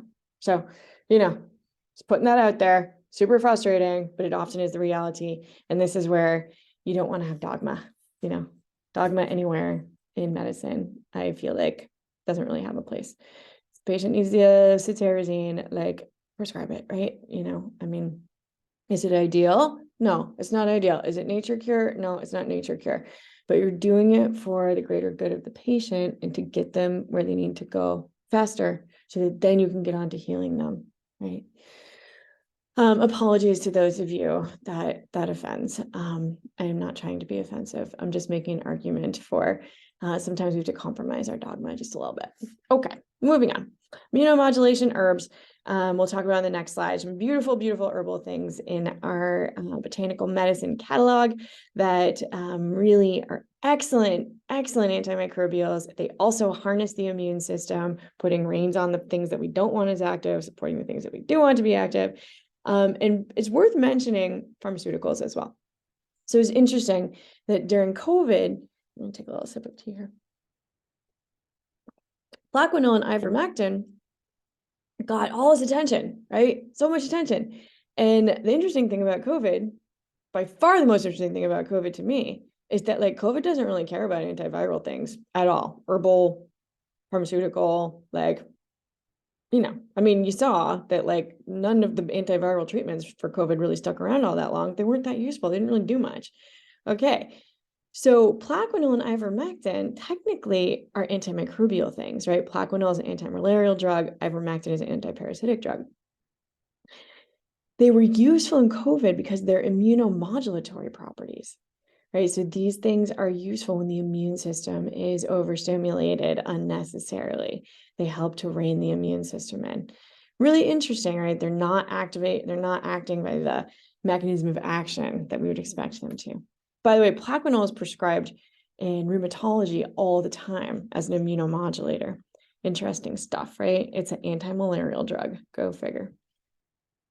So our immunomodulation tools also double as broad spectrum antimicrobials, where you can like both, sort of rein in the person's immune system, working the way that you want a little bit better, but also, we'll start to do a little bit of the work of managing your microbiome, right? Discouraging the overgrowth of things that we've been accumulating over the years. So berberine is one of my favorite herbs to use in this patient population. Suppresses mast cell activation by inhibiting IgE-mediated degranulation of mast cells, right? So protects the patient from their own allergies and sensitivities. What a useful mechanism of action. Super useful for blood sugar balance. If your cortisol patients are, riding their blood sugar roller coaster, right? They are insisting on living on sugar and carbohydrates because that's all they want, because they're just like boo, boo, boo, boo all day long. Berberine can be really helpful for that. It also supports liver detoxification, which generally these patients need. Artemisia and artemisinin, the liposomal extract from artemisinin, is quite possibly my favorite herb to use in this patient population if they can tolerate it. Protects against bacterial resistance. If you're going to use, bacterial resistance to antibiotics. It's also anti-carcinogenic, anti-fibrotic, neuroprotective. And it does those anti-fibrotic and neuroprotective actions by blocking mast cell mediated inflammation, right? So we love that. And it also really can keep the patients, all these patients in our practice, that you can see their progression towards autoimmunity, and if they keep going the way they're going, they're going to bump into a positive ANA, positive rheumatoid factor. But the factors are all just sort of building now. That fire is building that will eventually push them through the door where they're knocking on the door of autoimmunity, right? Artemisinin really kind of helps us keep that patient on this side of autoimmunity, right? Because once you cross that threshold, now you've got a whole other set of problems to deal with, not the least of which is the medications the patient is now dealing with. But also, we're now attacking our own tissues, right? By design, we're now making antibodies against our own tissues. So you can keep the patient on this side of autoimmunity, right? Using some of these techniques. Black cumin, love black cumin as a biofilm disruptor. I only found out when I started doing long COVID research that it also is super, super helpful as a mast cell stabilizer. It prevents excessive reactive oxygen species generation, which is usually what's beating up our mitochondria in our chronic inflammation patterns. It inhibits release of histamine lipotriens from mast cells. Really super useful herb. Love black cumin. Astragalus is an herb that I only actually recently started to play around with. I was always a little fearful of it, but I really started to play around with it in the last year or so. And the reason that I love it is because it helps patients make IgG antibodies. What an amazing mechanism of action to have on board for your chronic tick-borne disease patients, right? Because that immune system process has gone off the rails. And so it's helpful, really helpful, if you're trying to get a person to test positive for tick-borne disease and to give you accurate information about what is irritating their immune system. So think of astragalus for that. It also has blood sugar regulation properties like berberine. It also, sort of selectively encourages and inhibits different types of cytokines. So more encourages the appropriate immune response that we actually want and not the inappropriate one that we don't want.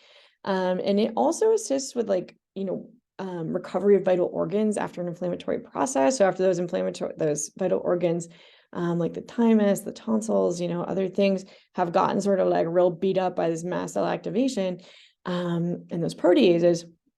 Astragalus can actually help them regrow. What a beautiful thing. So I usually in these patients will, stick a toe in the water with like a 500 milligram of crude herb. Usually I'm using capsules. The patient can swallow them. Sometimes I use emulsions, particularly in Artemisinin, I'll use emulsion. That's even easier because then you get to like work up by like little tiny amounts. If you're using tinctures, you've got to watch out with these patients. A lot of them have gastritis or, overstimulation of their H2 receptors in their gut. And so they'll be prone to sensitivity to grain alcohol in the gut. Okay. Our order of operations, what else do we need to do? We need to spot our roadblocks and we need to adequately compensate for them as needed. So they have a fungal infection. That's going to be a big problem for you as you, especially if you're going to use antibiotics, that's going to present problems for you. I would argue that you need to do your antifungal work prior to, or you at least need to like really stabilize their microbiome really nicely. History of industrial exposures or heavy metals. So I made this reference in, in my lecture last weekend. I inherited a patient this year who had been through tick-borne disease treatment multiple times with never a tick-borne disease diagnosis, and had initially benefited all 3 times, but then the benefit stopped. Patient kind of gave up. Practitioner, they sort of lost follow-up, et cetera, et cetera. And you can see this play out in the notes every single time. I always really love to order the notes from other practitioners so I can see, what they did and, what pitfalls to not fall into, things that have already been tried, right? Or the patient didn't benefit from. You can really like give yourself a little leg up that way. Anyway, so this patient, start walking through her health history. As it turns out, she worked in a sign shop, an unventilated sign shop, for 30 years. And printing signs. And so she was exposed to all of these pigments, which are, of course, laden with heavy metals. We did an unprovoked heavy metal urinalysis. Her antimony levels are through the roof because of pigments. Her lead levels are through the roof. And now she's got a uranium problem because her well water has not even, considered to be toxic levels of uranium, but an elevation of uranium, but she can't detoxify. She's got no place to put it. So that's just now floating around in her system, right? Available in unprovoked state. She's just, it's just circulating in her system. So this is a patient that is not going to benefit from tick-borne disease treatment, right? You have to purge those heavy metals first. You have to chelate first, because that's going to derail your treatment. Okay, fair enough. That's an extreme example. But, the more questions you ask, the more you're going to come across examples like that. You got it. And speaking of those big examples, mold is a huge one in this patient population. So a really, really, really big reason that people get into these mast cell reactive states is both the presence of a tick-borne disease, but also that they are one of those mycotoxin patients. They're one of that 25% of the population that literally cannot detoxify mycotoxins. And so when they are around mold, which virtually everybody is, certain professions more so than others, or certain houses, obviously, more so than others, we're just going to accumulate them. And it really sparks off that mast cell activity, right? And that's a big destabilizing factor for mast cells. We're also going to inhibit our immune function. So we're going to be more prone to accumulating chronic infections, right? Letting things through the gate. So it doesn't matter, I am a people pleaser by nature. I really like it when my patients are happy. I don't like it when my patients are mad at me, but I will take the hit and make my patients all kinds of mad at me because I get a hold of the mold thing and I do not let go of it. If I sense that there is something there and I know it's going to derail my treatment, I know that my patient's not going to get better, you got to see it through, right? No matter how much the patient's in denial, no matter how much the patient is lying to you about it, no matter how much the husband doesn't want to believe it, you really have to get to the bottom of that. And you got to clean up the environment enough while the patient's not in it. You got to clean up the environment enough. You got to detoxify them enough. Often you got to bring in some antifungal work to even get them close to a state where their tick-borne disease treatment is going to take, right? Where it's going to do them any good. All right, enough said about that. But run your mycotoxin tests on these people. I like to provoke a mycotoxin test with, again, like 4 to 6 weeks of even gentle liver detoxification will do it. I'll start to pull these things out of circulation. Generally, the first things are going to show up are ochratoxin and citrulline. You see a patient that, you start to liver detoxify their liver, and you test them with their first morning urine 6 to 8 weeks later. You see ochratoxin and citrulline only. Those are the most water soluble of the mycotoxins. You're just seeing the tip of the iceberg there, right? So the more you detoxify them, the more like fat soluble mycotoxins are going to come out. The things that never drop are the things that they are being exposed to on a regular basis. You see mycophenolic acid, you've got a lot of fungal overgrowth that you have to treat. Okay, there's my little seminar on mycotoxins. I should probably do a whole separate thing about that. PFAS. PFAS are a thing that we have in spades in my neighborhood. And in fact, the town of Fairfield, Maine is going to be coming through, capping all of our wells and putting in city water for everybody up on the Upper Ridge Road where I live. And that is because we had 2 dairy farms right behind us that used unknowingly, unbeknownst to them, sludge that was prepared from human waste. They did know it was prepared from human waste, but they did not know that it had tons of PFAS in it. And spread that on their fields. And then that trickled into everybody's well. Okay, so the problem with PFAS is when PFAS are forever chemicals. They never break down. They persist in the environment. They persist in our bodies. When you use sewage that's made from human sewage, processing of human sewage, it's a great industrial fertilizer, right? But the problem is that if you concentrate it, you also concentrate the PFAS, right? And so you put all the PFAS in like one place. Okay. So anyway, PFAS, we're just starting to understand how these are, we're just starting to wrap our head around, wrap our heads around how this is going to affect our work as naturopathic doctors. Because the more we look for PFAS, the more we find them, right? The testing is sort of in its infancy for people. Wells can certainly be tested for them. That's what really well hashed out. Look for these things that'll derail your property. Generally, in these patients, you're going to want to support liver detoxification in some way, shape, or form. Depending on what your order of operations is, if you're going after mycotoxins first, do that. You're going to use a little bit more aggressive liver detoxification, whatever the patient's capable of. And if you're not going after mycotoxins first, and you just want to do a little detoxification to keep things moving through treatment so that the patient doesn't get into trouble, or if you want them to be able to tolerate their progesterone or whatever it is, there's some gentle liver detoxification suggestions. It sort of goes back to that principle of like, generally these patients, even the super sensitive ones, can tolerate the things that are bioidentical to them. So choline is a really good example of that. Choline is a fatty acid that is used in literally every single cell membrane that we have. It also is a bile diluent, right? And so it can function as a cholagogue in that it helps the gallbladder or the liver, if the gallbladder is gone, to dilute out the bile so it's easier to move, right? And the bile, of course, is a product of detoxification. So if the liver is not able to produce enough bile, or the gallbladder has gotten so backed up from backed up liver detoxification that it's not, able to move the bile, bile can dilute out the bile with choline, right? It's generally tolerable. Phosphocholine is my preferred source, and I like to dose it like 1,000 milligrams, once or twice daily. But phosphocholine is usually really hard to find, not attached to soy, not derived from soy. So your very soy sensitive patients won't be able to use it. So then you have to go to other forms of choline. Choline bitartrate is usually my second choice for my soy sensitive patients. You can use taurine, ALA, and NAC. Again, these are things the body knows what to do with. They're more nutrients. They're sort of like less, fancy things. Body has going to mount more of a tendency to mount reactions to. As a bonus, they all have mast cell stabilizing properties. I usually dose taurine 1,000 milligrams at night. ALA and NAC, I usually use in like combination products together.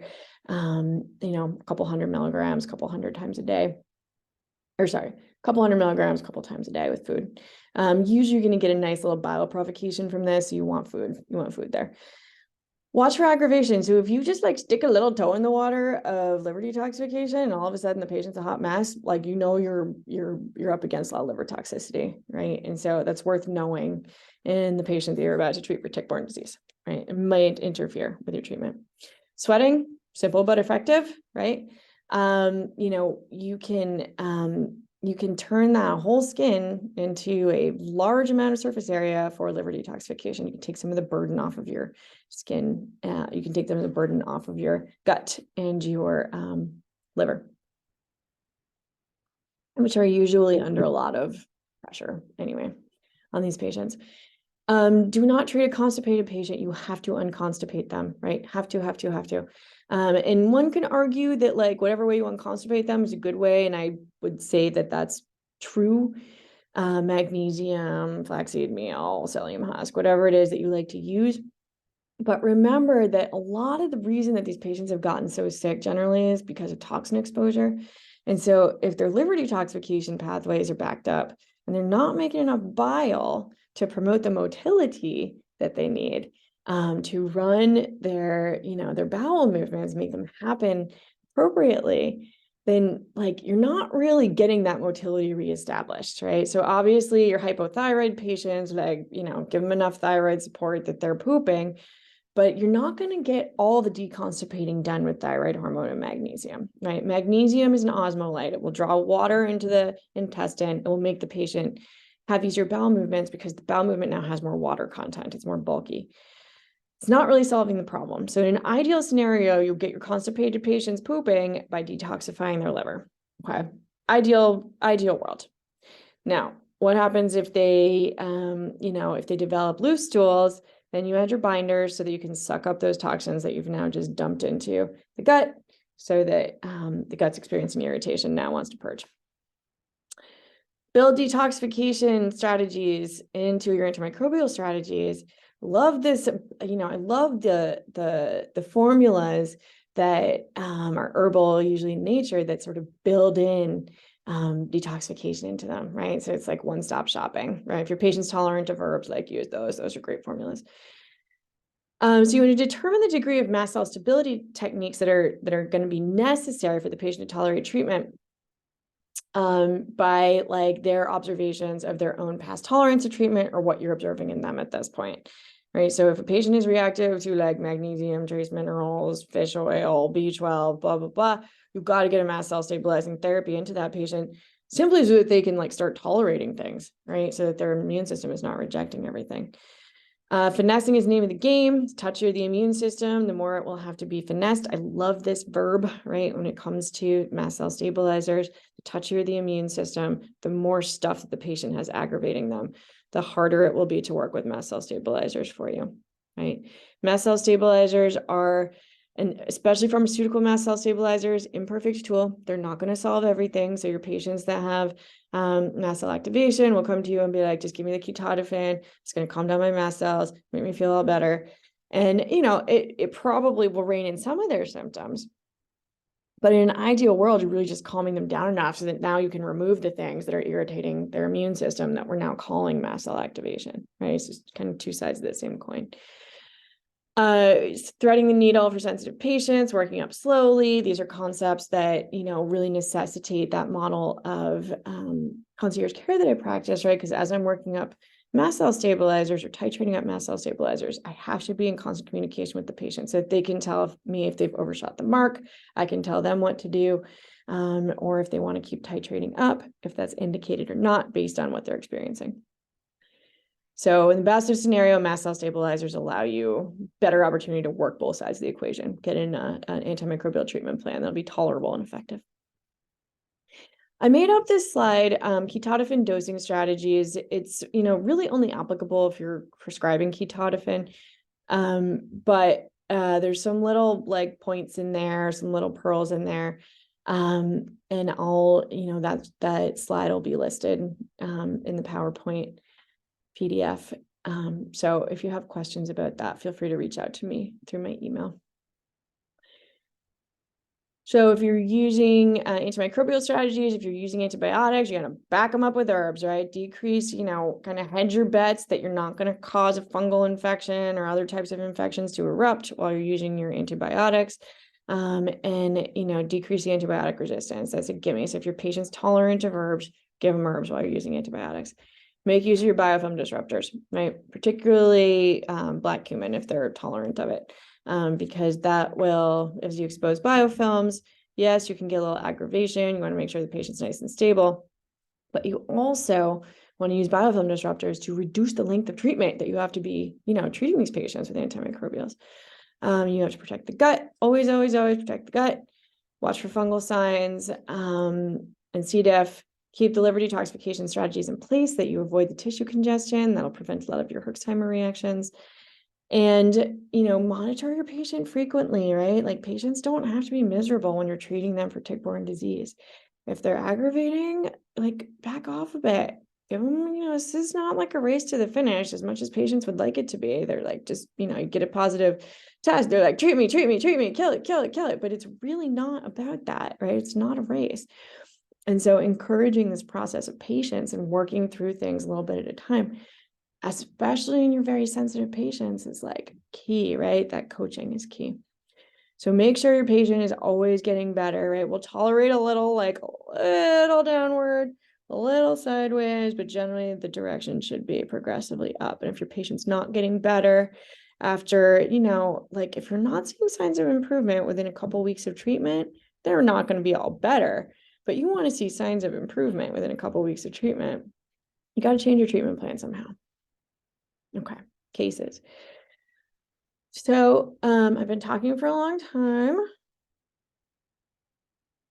If y'all are still with me, thank you. So our first case, a pretty simple one. This is a misdiagnosis with some mast cell features. So this is a 43-year-old male, the diagnosis of psoriatic arthritis. He was diagnosed with psoriatic arthritis in 2018 after sudden onset inflammatory arthritis in all left-sided, right? Totally left-sided, toes, jaw, left hand. And it occurred 3 days after participating in like sort of this rough and tumble thing that we have in Maine's called tough Sunday River. Okay, so it's the Sunday River Challenge, not the one I was thinking about, but basically, people hop through this obstacle course, they get all muddy and they get all beat up, and usually they have to have stitches, and it's great. And then everybody like goes and gets drunk afterwards, and it's a great time. He also had this very interesting symptom of his costochondritis that affects like his whole entire chest area when it's flared, and inhibits his breathing to the point that he has to have prednisone to get out of it. And when he has prednisone, his psoriasis gets worse, right? So he has psoriasis, that precedes the psoriatic arthritis. He's never had an autoimmune test come back positive, but he is treated as an autoimmune patient because of the onset of his reactive arthritis and because of his psoriasis, right? So he has enough sort of clinical symptoms that it sort of pigeonholes him into this category of psoriatic arthritis. He was given a Lyme screen within 1 week of onset of symptoms. That was negative. It was just your standard antibody test, hasn't been worked up for anything else. He's been through literally every single biologic treatment you can imagine. Humira, Enbrel, Remicade. Remicade was most effective for him, but he didn't like the side effects from it. He's now on Taltz, intending to switch to Skyrizi because he's not progressing from Taltz. And according to him, the maximum he's gotten is about 50% relief of musculoskeletal symptoms with any of them.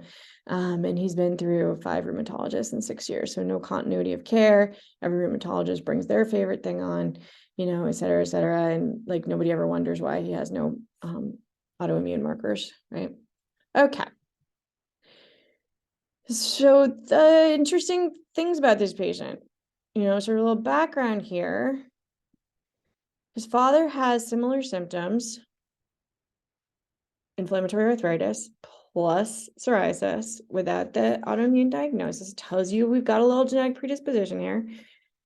He's had IBS issues for most of his life, watery, soft, multiple stools, gas and bloating. He's got some mess. And that's preceded the onset of symptoms. At the time of the onset of symptoms, his office was under construction. He was temporarily moved to a moldy basement without windows, right, where he worked for several months. So that was going on in the background during the onset of symptoms. He also works in a school currently, so you know there's mold exposure there. There's always mold exposure for teachers. Unfortunately, mold exposure and teachers go hand in hand, right? It's really unfortunate. Not much attention to lifestyle, which he is aware of and admits that it is like an obstacle to cure for him. He's got a fast-paced family life. He's got a pretty high-stress job. He's like, coaches sports, et cetera, et cetera. He eats a lot of pizza. He knows the problem. He's willing to work on it. Doesn't sleep for more than 2 to 3 hours at a stretch because he cannot literally get comfortable enough, right? He wakes up in pain several times a night.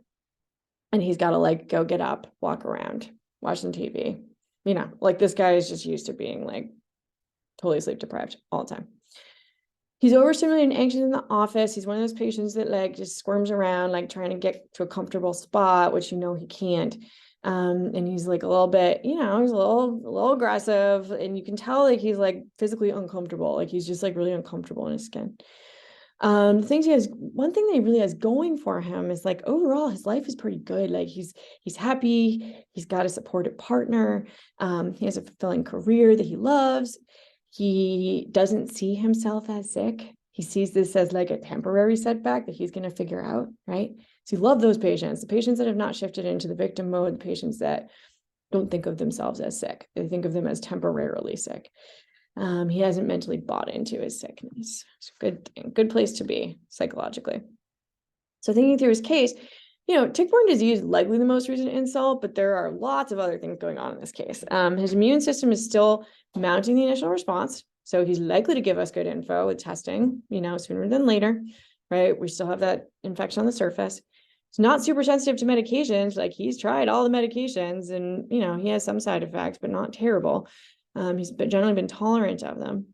Psoriasis, the insomnia, the neuroinflammation, IBS, though, that all kind of points to mast cell mediated activity. So we know mast cells are active. He's got some really seriously major barriers in terms of his lifestyle, his environment, his gut function, and his sleep. Okay, so those are the things that we know we have to stabilize.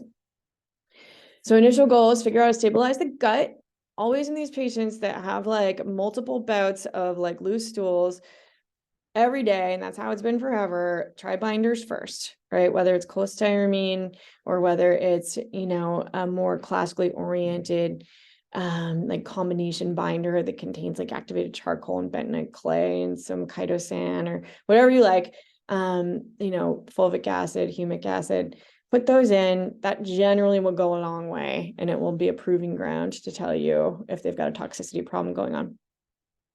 I wanted to initially like evaluate right off the bat his lifestyle buy-in. So, we know he's got a supportive partner that's going to help him out. So we go right for the whole 30, right? Get the inflammation down right away. See how committed he is, see what he's capable of doing. Sleep and adrenal support. So I prescribed him right off the bat. I didn't even really need to test his adrenal system to know what was going on. I prescribed him right off the bat, micronized pregnenolone, 50 milligrams between dinner and bedtime. We see if it helps with circadian rhythms, and we see if it supports his ability to buffer his own inflammation. And that's what we're going to be evaluating for. We started an immunoglobulin astragalus combination product to start building towards our antibody response so we can get accurate testing. And we plan for our tick-borne disease workup 6 to 8 weeks from the start of immunoglobulin therapy.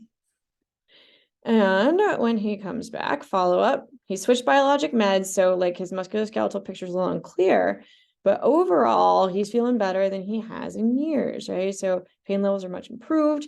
Still can't make a fist with his left hand, but he's had moments of no pain at all in his left hand, which he hasn't had since the onset of symptoms.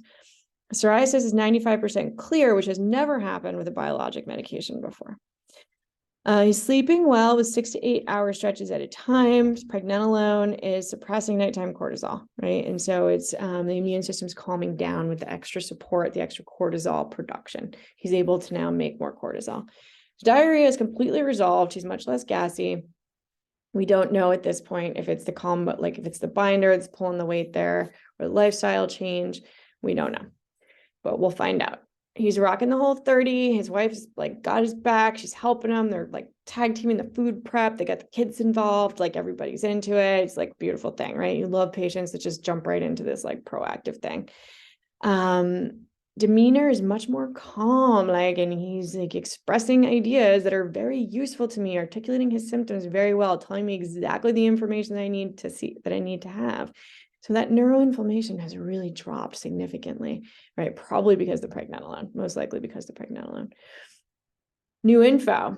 He lives in the middle of several dairy farms. And now we know in Maine that virtually every dairy farm purchased their same sludge that they were spreading on their cornfields from the same sewage treatment plant that was making this PFAS concentrated sludge. And now if you live near dairy farms, it's a good bet that your well has PFAS.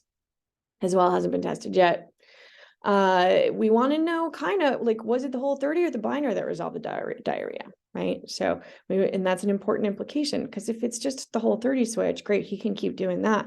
But if it's the binder, we know that we're like grabbing something out of his gut that's really irritating, and it's most likely toxicity, some sort of sign of toxicity. Follow up at 4 weeks. His Western blot is he's got IgG bands 18, 30, 31, 39, 41, 66, 93, pretty positive. And he's got an IgM band positive too at 39, right? So probably he's mounting a new immune response to an old infection, most likely. That's probably under guidance of the immunosupports that we've been giving him. His Bartonella antibodies are definitively positive, 1.458 by MDL scales.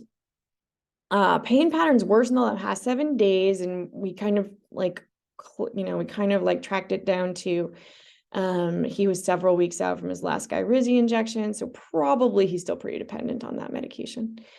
GI symptoms have remained resolved in spite of food reintroduction, so binders are continuing to do their job. That's great. That points to a toxicity picture, though. Can we work around it? That is the sort of crossroads that we're at, right? Can we work around it, or do we have to fix that first? Patient's super gung-ho, and you will often find this with your patients. You get them a tick-borne disease diagnosis, and they're like, all right, let's do it. Let's go, let's go, let's go, let's go. And you are tempted to like get on the ball too, and you often do, but you have to make sure that you don't have significant barriers that are going to derail you. We want to stabilize the gut further with spore-based probiotics. We started an herbal mast cell stabilizer product. We kind of stick a toe in the water with doxycycline, 100 milligrams twice a day with food, and we stay in close contact. We monitor for worsening signs of liver detoxification system being overwhelmed, right? We suspend the IgG astragalus product. We add artemisinin in as the backup for doxycycline. We'll go back to the IgG astragalus product when we conclude treatment to build future immunity. And we maintain our binders, and we want to have the well water tested for PFAS. So future plans, we're going to check in through the portal. We're going to see how he's tolerating treatment. If we see any fungal things or any, Herxheimer reactions, or, I'll tolerate a little bit of Herxheimer reactions as long as the general progression is up and he's seeing positive signs in other places. But, basically we want to make sure he's going generally in the right direction. We'll probably pause for some liver detoxification around 8 to 12 weeks. Once if he's well tolerated, we'll probably diversify our antibiotic regimen. My guess is that he's going to be very tolerant of antibiotics, just judging by what he's been tolerant of before. But once the antimicrobial regimen is well established, we'll add an herbal biofilm disruptor so that the antibiotics can work better and faster. We'll pause for liver detoxification around 8 to 12 weeks of the antimicrobial treatment plan, just to give him a break, rebalance the microbiome, do some liver detoxification, probably get those mycotoxin levels down. After the 4 to 6 weeks of liver detoxification, then we'll suspend our binders for 72 hours. We'll see if the diarrhea comes back, and we'll collect first morning urine for mycotoxin levels, right? So we'll see kind of what we're up against there, how much progress we've already made in detoxifying him. And then we might have to assess his systemic PFAS levels depending on how his well water comes back. Our long-term goals are build immunity to tick-borne disease, right? Various ways to do that. We want to assess long-term need for rheumatologic medications, and if he's gonna start weaning, and I really never like encourage my patients to do this. This is something that I have my patients initiate on their own, because you don't want to be the naturopathic doctor that told the patient that they have to stop taking their biologic medications, right? Because that can be a very bumpy road, as you know, most likely if you work with these patients at all. But if he decides that he wants to get off his rheumatologic medications, then we would add low-dose naltrexone as an immunomodulation tool, which can work very, very well in your classically autoimmune patients, even if they're not classically autoimmune. If the antimicrobial regimen is not well tolerated, we're going to pause antimicrobials. We're going to work up mycotoxin levels in PFAS. We're going to like detoxify first before we proceed. This is the whack-a-mole case, which I included this case because it's a really interesting case, but I'm kind of stuck in the middle of this case right now. So I'm sort of torn on presenting it, but we'll go for it anyway. Feel free to fast forward. So this is a 59-year-old male with osteoarthritis, tendinitis, motor tics, and insomnia. He is employed, he's self-employed, and he does computer work that requires rapid typing for like multiple hours a week, times many years. He also travels a lot, which is conducive to like, disruptive sort of lifestyle changes for him, and not eating well and not taking good care of himself and not sleeping a whole lot. He's had several MRIs, which are inconclusive. He's been discharged by rheumatology because he has no autoimmune markers. He's had several Lyme screens, right? The classic Lyme antibody screen, which you're like, why do you even bother running that? But anyway, that's how he's been worked up, and they've all been negative, of course. It was onset in 2018, bilateral knee pain, like always a good, like sort of noodle scratcher there, right? That's going to point you in the direction of tick-borne disease as at least a more recent layer. Across to his bilateral metacarpophalangeal joints and small joints of hands and feet, wrists, elbows, neck. He's got tendinitis and bilateral elbows that is, of course, exacerbated by his work, by typing. And he had a 2019 torn rotator cuff. He was unsure how, but suspected his motor tics, right? So one of his motor tics is this, shoulder shrugging thing. And so it must be super uncomfortable because it's constantly happening. Better with meloxicam and Celebrex. He didn't want to take those due to his side effects. He started himself on some anti-inflammatory stuff. He wasn't really getting much benefit from it after 4 weeks. And he's made this connection that sugar binges cause flares in his musculoskeletal pain. Okay, so he knows this, but it's not enough to like keep him off the sugar binges, at least until he gets like direct orders to, stay off the sugar. Okay. So history of severe allergies in his 30s, which were treated with allergy shots successfully, right? So his allergies kind of went away. He used to have GERD, but that also went away, right? So that sort of brings up this interest. I'm like, did you change your diet? Did you have an operation? Did you take some medication? Like, what happened? He's like, oh, it just went away. Okay, so there's got to be some reason that his like GERD that was so horribly severe, it used to cause him to miss work, right? Just went away, right? And my suspicion is that's the allergy shots that he had. So don't forget that GERD is mediated by the histamine-driven H2 pump, right? Pumping out hydrochloric acid. Just FYI, or, just probably a contributing factor. His brother has had chronic Lyme for multiple decades and has been through multiple treatments without significant improvement. So the patient's now got, sort of this in the background as well, right? He both wants to and not have tick-borne disease. Motor tics, blinking, left shoulder, involuntary shrugging, lots of that. Joints of hands are visibly swollen and erythematous. He's had insomnia for his entire life. He takes Ambien only occasionally when he knows he won't sleep literally at all. Otherwise, like if he can't get to sleep for like 3 hours, then he'll take his Ambien, but he doesn't like to take it. He doesn't want to take it. Lifestyle, like history of drinking up to a gallon of Coke per day. Doesn't do that. Diet Coke per day. Doesn't do that anymore, thank God, but, has equally like sort of dysfunctional coping mechanisms. When he feels sick, he eats crap, right? And this is a recurring theme. Stressful family dynamics, stressful tech job, largely sedentary, aggravates his tendinitis. He works until close to bedtime. He eats late. He does like to cook, and he is aware of how to eat good food. He just doesn't necessarily make the time for it. And this is how he's been living for so long that he really can't see other ways to live. So we started an herbal mast cell stabilizer product and lymphatic drainage support right away, take the pressure off the tissues. So I neglected to mention lymphatic drainage support sort of goes in with that liver detoxification thing. Like when you're using liver detoxification techniques and you know that like liver toxicity is a big problem, lymphatic drainage can really help facilitate that, right? So the lymphatic drainage sort of helps you to drain the tissues that then are going to get fed back into, through the cisterna chyli and detoxify through the liver. And we started the immunoglobulin astragalus product. We ordered an IgG food sensitivity panel to get a sense of what's going on with the immune system and pick up any clues that we might be able to get from that. We were in ASI, and we reviewed his blood work from rheumatology and his PCP, which was like really not all that helpful. So thinking through a case. So in some ways, this patient has been sick for his entire life, right? So allergies and the GERD, the horrible, awful GERD run in his family, right? Tick-borne disease also runs in his family, or the tendency to host it for a really long time. His current musculoskeletal pattern is new enough that the infection causing it is probably still on the surface, right? Onset was in 2018, not that long ago. So the brother with chronic Lyme, it's a clue. It's not going to be an easy case. Motor tics are significant for neural inflammation, and motor tics are one of those things that, like, as soon as you see that, you know that there's a tick-borne disease present. You just know that that's it. It's a contributing factor anyway. Many, many, many lifestyle barriers to successful treatment. Food sensitivity panel in these patients where it's like, where do you even start? You like can drink a gallon of Diet Coke a day, right? Where do you even start with that? Often I start with a food sensitivity panel. It can be illustrative. It can at least focus their attention, give them a square zero. So here's the patient's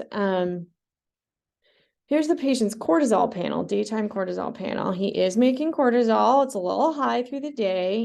His cortisol level is like, yeah, it's moderate. It's like minimally elevated. That could be simply the stress of work, right? Simply and purely the stress of work. It may have nothing to do with his inflammation. And interestingly, no circadian rhythm alterations are perceptible, right? So he is not climbing before bed, right? Okay, so it tells you the sleep disruptions for another reason than cortisol being high. So this tells us he's not been sick enough, long enough to deplete the adrenal function. So to completely hash out the adrenal function, you'd also want to check in a man, especially a man this patient's age, free and total testosterone, fasting, non-fasting insulin, and I didn't put on here, but the thyroid panel. Big clue here in his US biotech is that the Candida antibodies are high, so that means it's priority for the immune system, right? It's priority. I often will treat this a little bit more, like if I get a positive on an IgG-based food sensitivity panel for Candida, which of course is not a food, but US biotech very helpfully puts this screen in there. I will often believe it more than I will like a negative fungal culture, because I think culturing out fungal things is generally beyond the scope of many labs, because the cultures have to be done for a really, really, really, really long time, like weeks, sometimes months, to grow out your fungal culture. So anyway, I think fungal cultures are difficult to get accurate ones, so I often will believe this test if I see it above a negative fungal culture. So we know that fungal things are likely an issue. We'll start here as we proceed to tick-borne disease testing. So when he comes back 6 weeks later, overall pain is much improved with herbal mast cell stabilizers, lymph drainage, and immunomodulation formula. Patient, he's back to exercising minimally. He's calmer in the office. You can see the ticks are calming down. It's a beautiful thing. So we're going to maintain our current regimen. We're going to reduce/eliminate processed sugar. We're going to add a little nystatin and a multi with a high methyl B content. We're going to prep for our MDL panel. We're going to start our prep work. So over the next several months, patient was lost to follow-up. He took off all of his supplements lots of times because his gut got upset. He eventually determined it was a multi. He would put them back in when symptoms started to backtrack. So he was sort of in this pattern of like, he would start taking his supplements, get an upset stomach, he'd take them all off, forget about him for a while. His symptoms would start to come back. He would put them back in, get an upset stomach, blah, blah, blah, blah, blah, blah, blah. This is how some patients are, right? They like are just like too focused on their work. He had COVID and pulled up an old rug in the same week, which led to reemergence of frank allergies, which he had not had in a really long time since his allergy shots. And then we figured also that his insomnia was unresponsive to ketotifen, pregnenolone, and herbal adaptogens.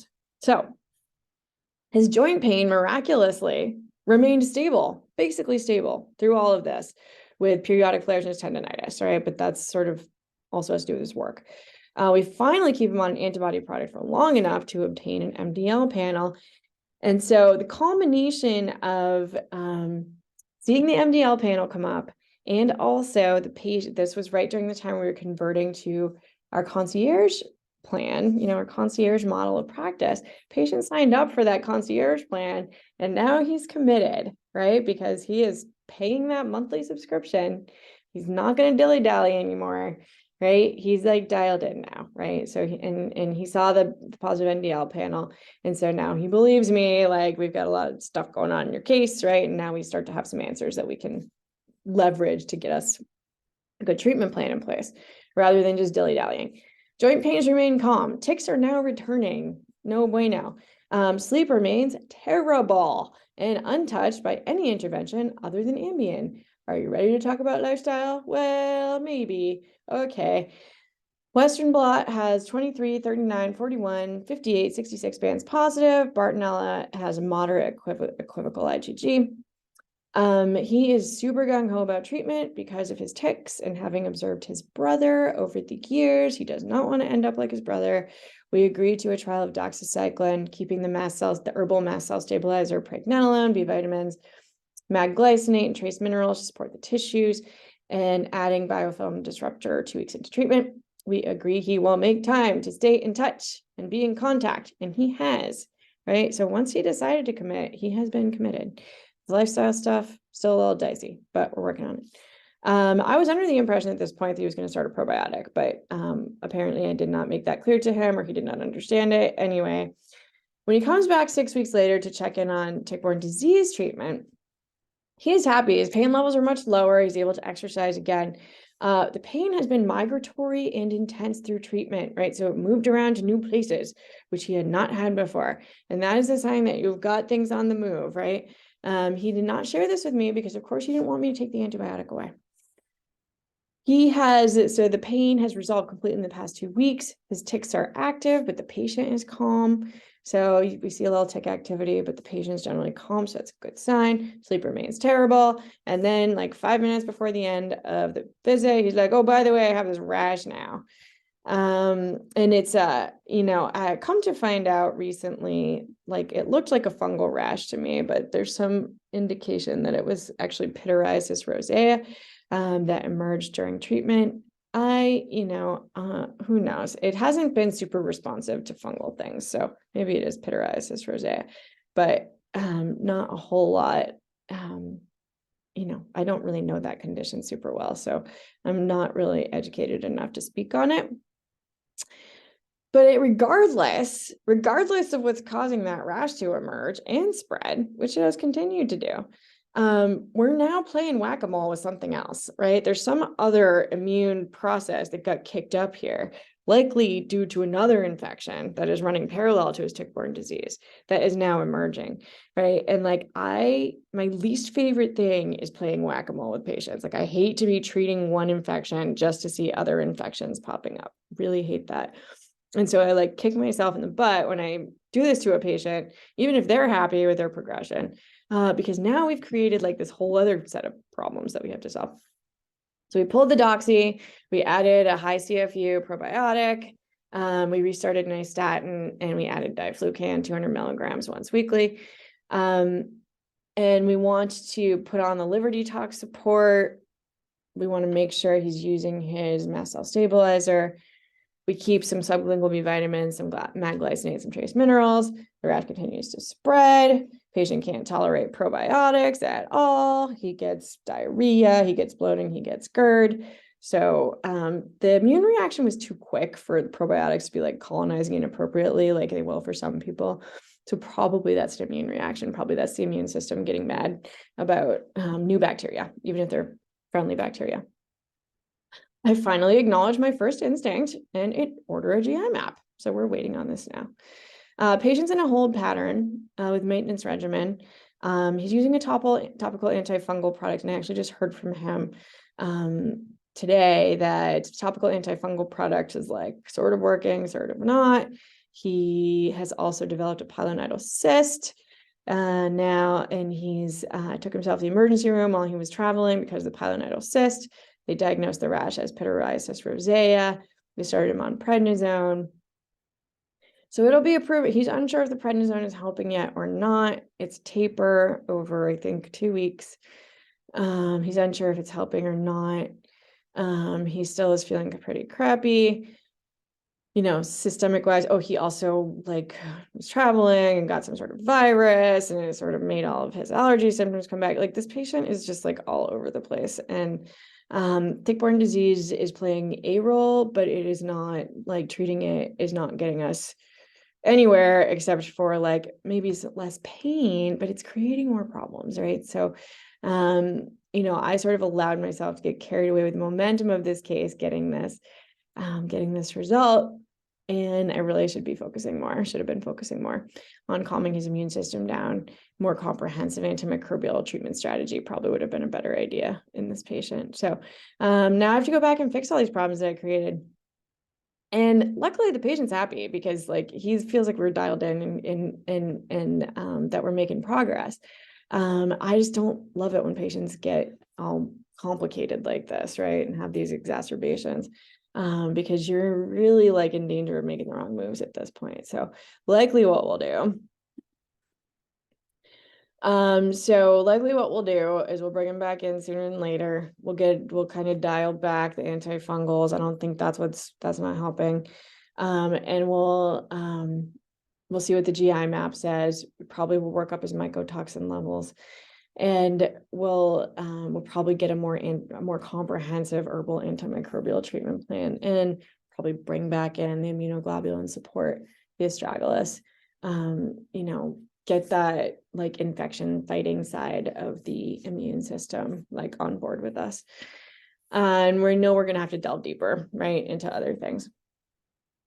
The sleep issue, totally unresponsive to anything else. We got to regulate his blood sugars. There's no two ways about it, right? It's likely his blood sugars and the fact that he's working basically until he goes to sleep and eating really late. That is a big part of the problem. Okay.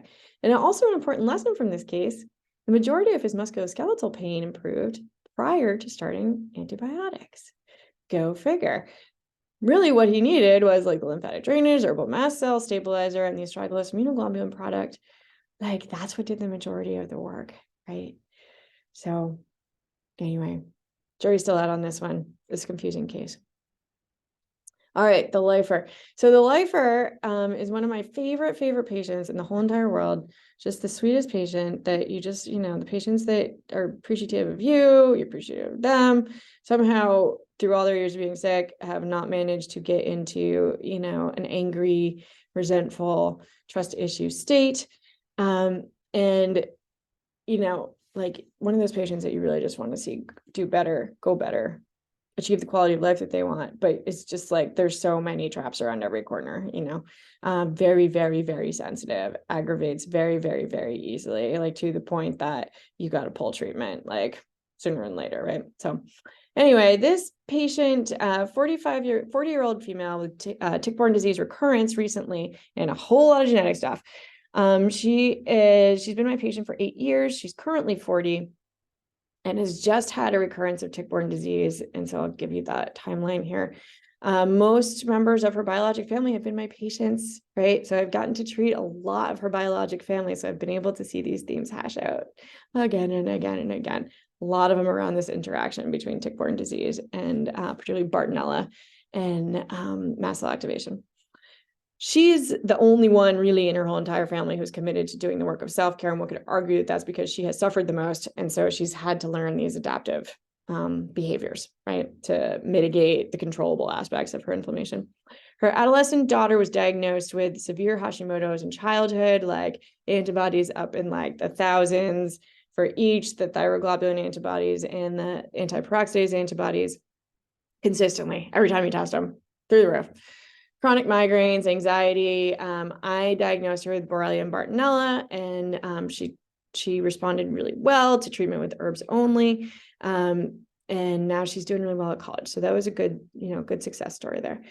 She still has crazy autoimmunity, but it's dropped. It's dropped some. Son with seizure disorder, onset about 3 years ago, in my recollection. He's not my patient, and a seizure disorder is not controlled with his current medication dose. He'll go 6 months without a seizure, and then he'll have a grand mal seizure sort of unexpectedly. So obviously really stressful, and obviously tells you that there's some neuroinflammation going on there.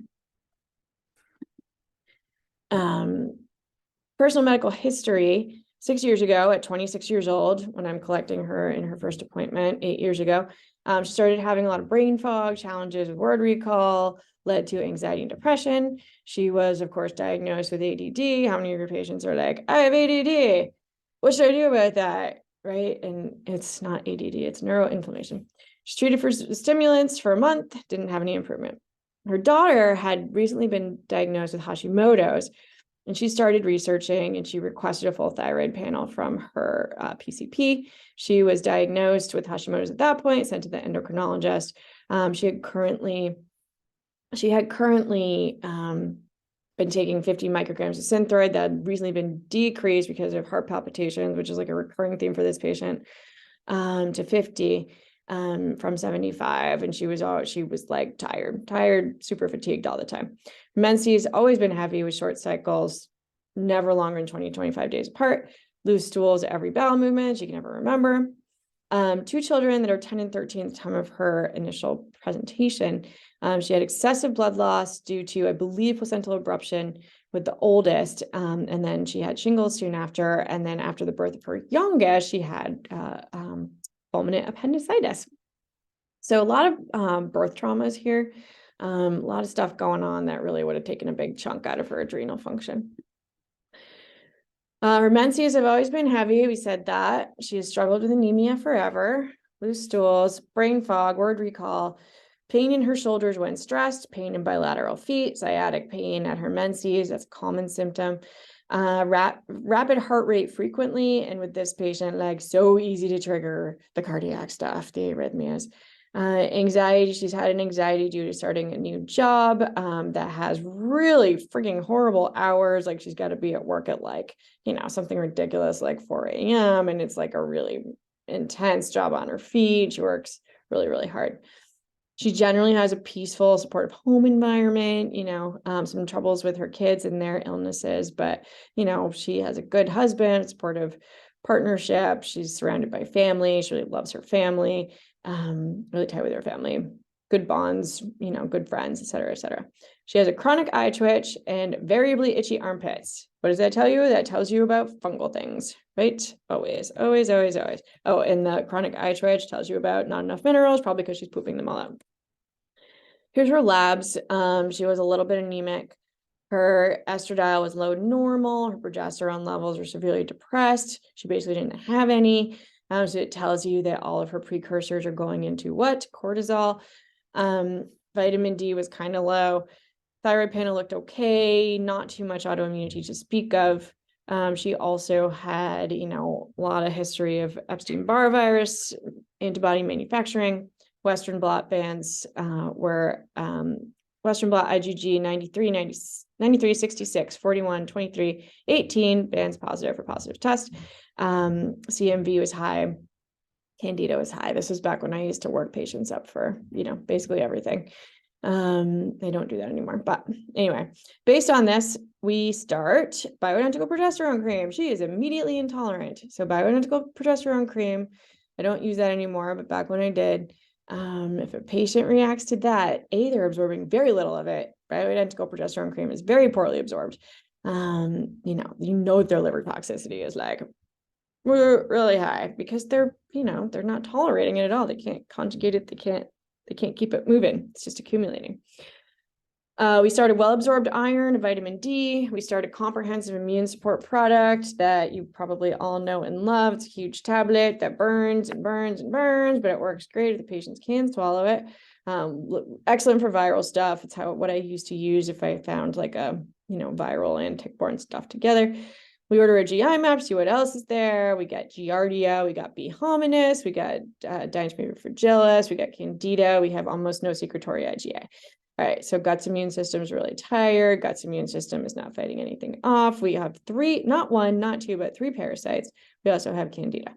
So this is when the patient coined the piñata terminology, right? She's like, I don't know, we just keep like testing for stuff and we just keep finding more stuff.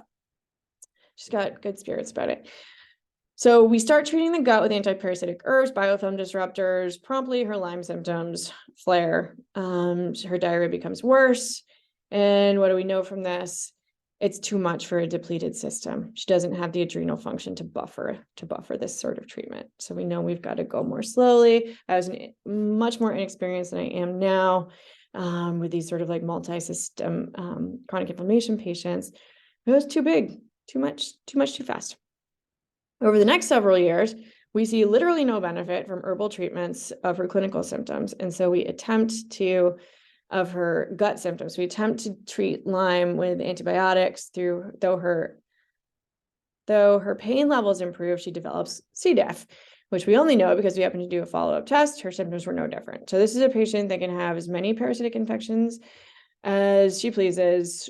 You can treat them all, get them all killed off. You can have a perfectly beautiful GI map. Her symptoms are no different.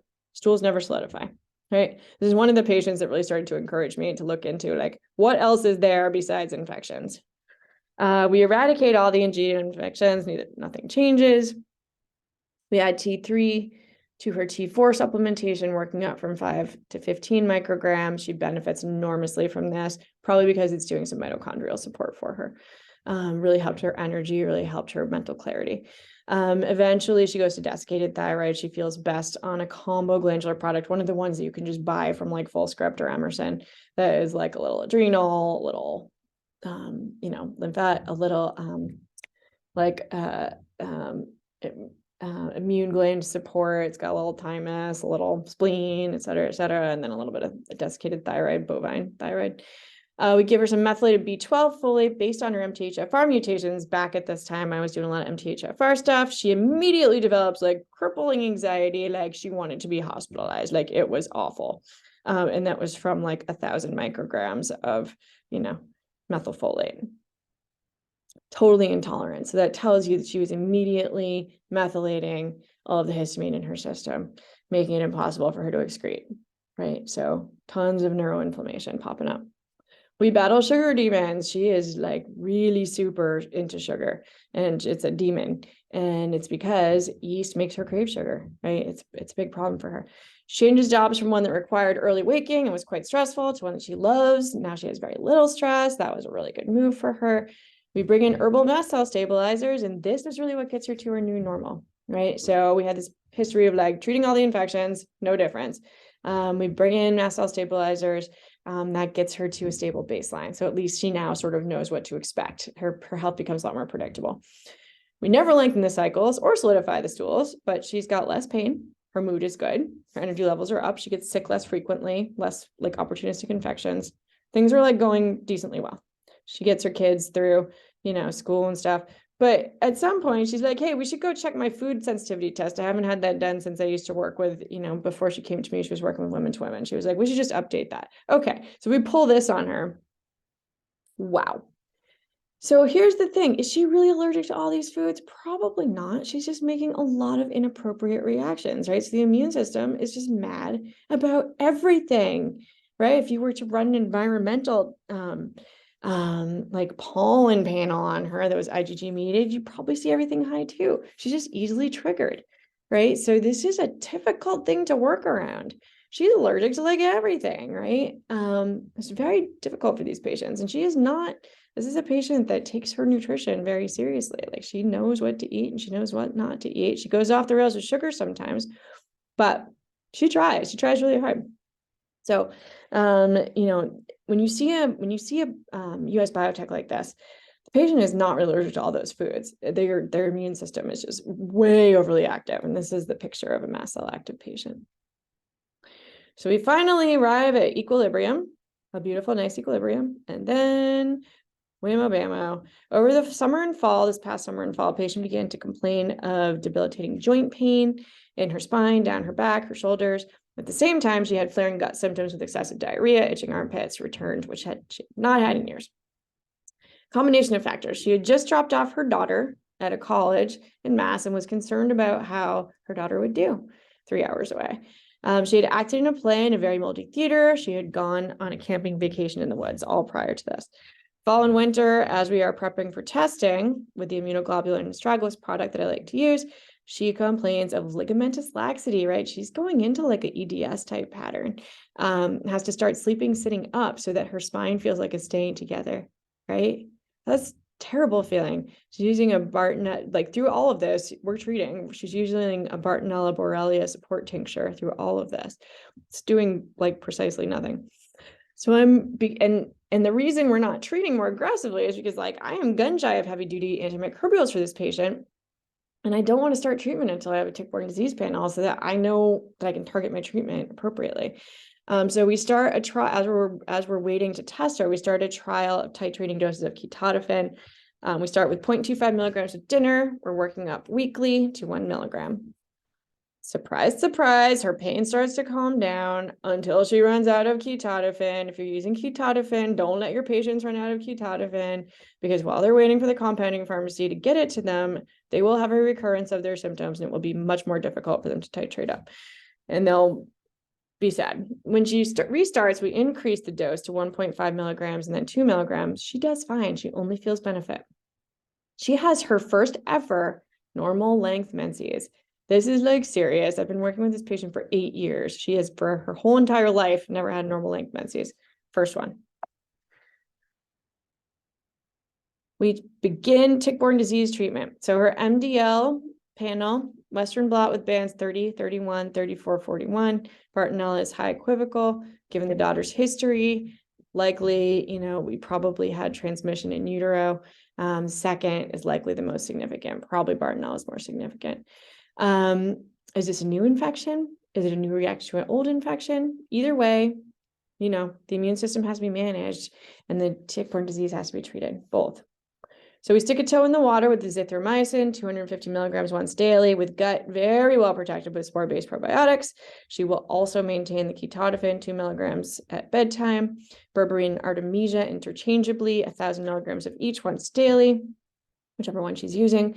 We'll diversify antibiotic regimen and or add herbal biofilm disruptor based on her 1 week update as her tolerance and progression. So I heard from the patient actually today. She is doing much better. She is tolerating treatment very nicely, and she is feeling much more like herself. And I think we're doing it right this time. But what's the difference? We're using our mast cell stabilizers at the same time as we're treating, and we're backing them up with our, immunomodulating herbs at the same time as we're using antibiotics. Her gut's holding together. Her gut is even she's starting to have some normal stools, amazingly, right? We're starting to see the benchmarkers of symptoms that this patient has always had start to move, right? And so it's taken me 8 years to figure out this patient's immune system and how to work with it. I'm just lucky that she is, patient with me. We have to be very grateful for our patients. So lessons learned. Less is more with a lot of your sensitive patients, right? You can't throw the book at them. You got to choose your interventions very selectively. In this patient, we killed multiple infections multiple times. They continued to come back and, had very little impact on our overall symptom picture because we weren't controlling the immune system. We weren't stabilizing mast cells. So we're just inviting more infections to come back after we did that. Ultimate goal is to shift the immune system out of mast cell dominance into an efficient immune response using immune modulation herbs, mast cell stabilizers, and right now, removal of irritants. Next steps, we want to ensure gut stability. We do not want to see yeasty signs popping up. If we do, we have to stop treatment and we have to fix that problem. Detoxification support, we're going to consider a reworking of mycotoxins. She's done a mycotoxin test before. It's not been all that terrible, but she knows she's real reactive to mold, so we probably need to revisit that. And we want to build tolerance for future exposure, right? So it is a given that your tick-borne disease patients will run into ticks again, right? Or they'll get tick-borne disease by some other, some other mechanism, which we don't even know about. You got to protect them from having that same immune reaction, right? So that's why you have to convert over the immune system. You want that patient to you want that patient's immune system to tell the world immediately if they're having another problem. You don't want to get into a chronic simmering pattern again. Okay. If you've made it this far, thank you so, so much for bearing with me through all of this. I hope you enjoyed this lecture. You can reach me at Dr. Corey Marinaro, Dr. abbreviated DR, CORRIE MARINARO @gmail.com. If you are a clinician, you have any questions. All right. It's been lovely spending all this time with all of you, and I look forward to connecting again in the future.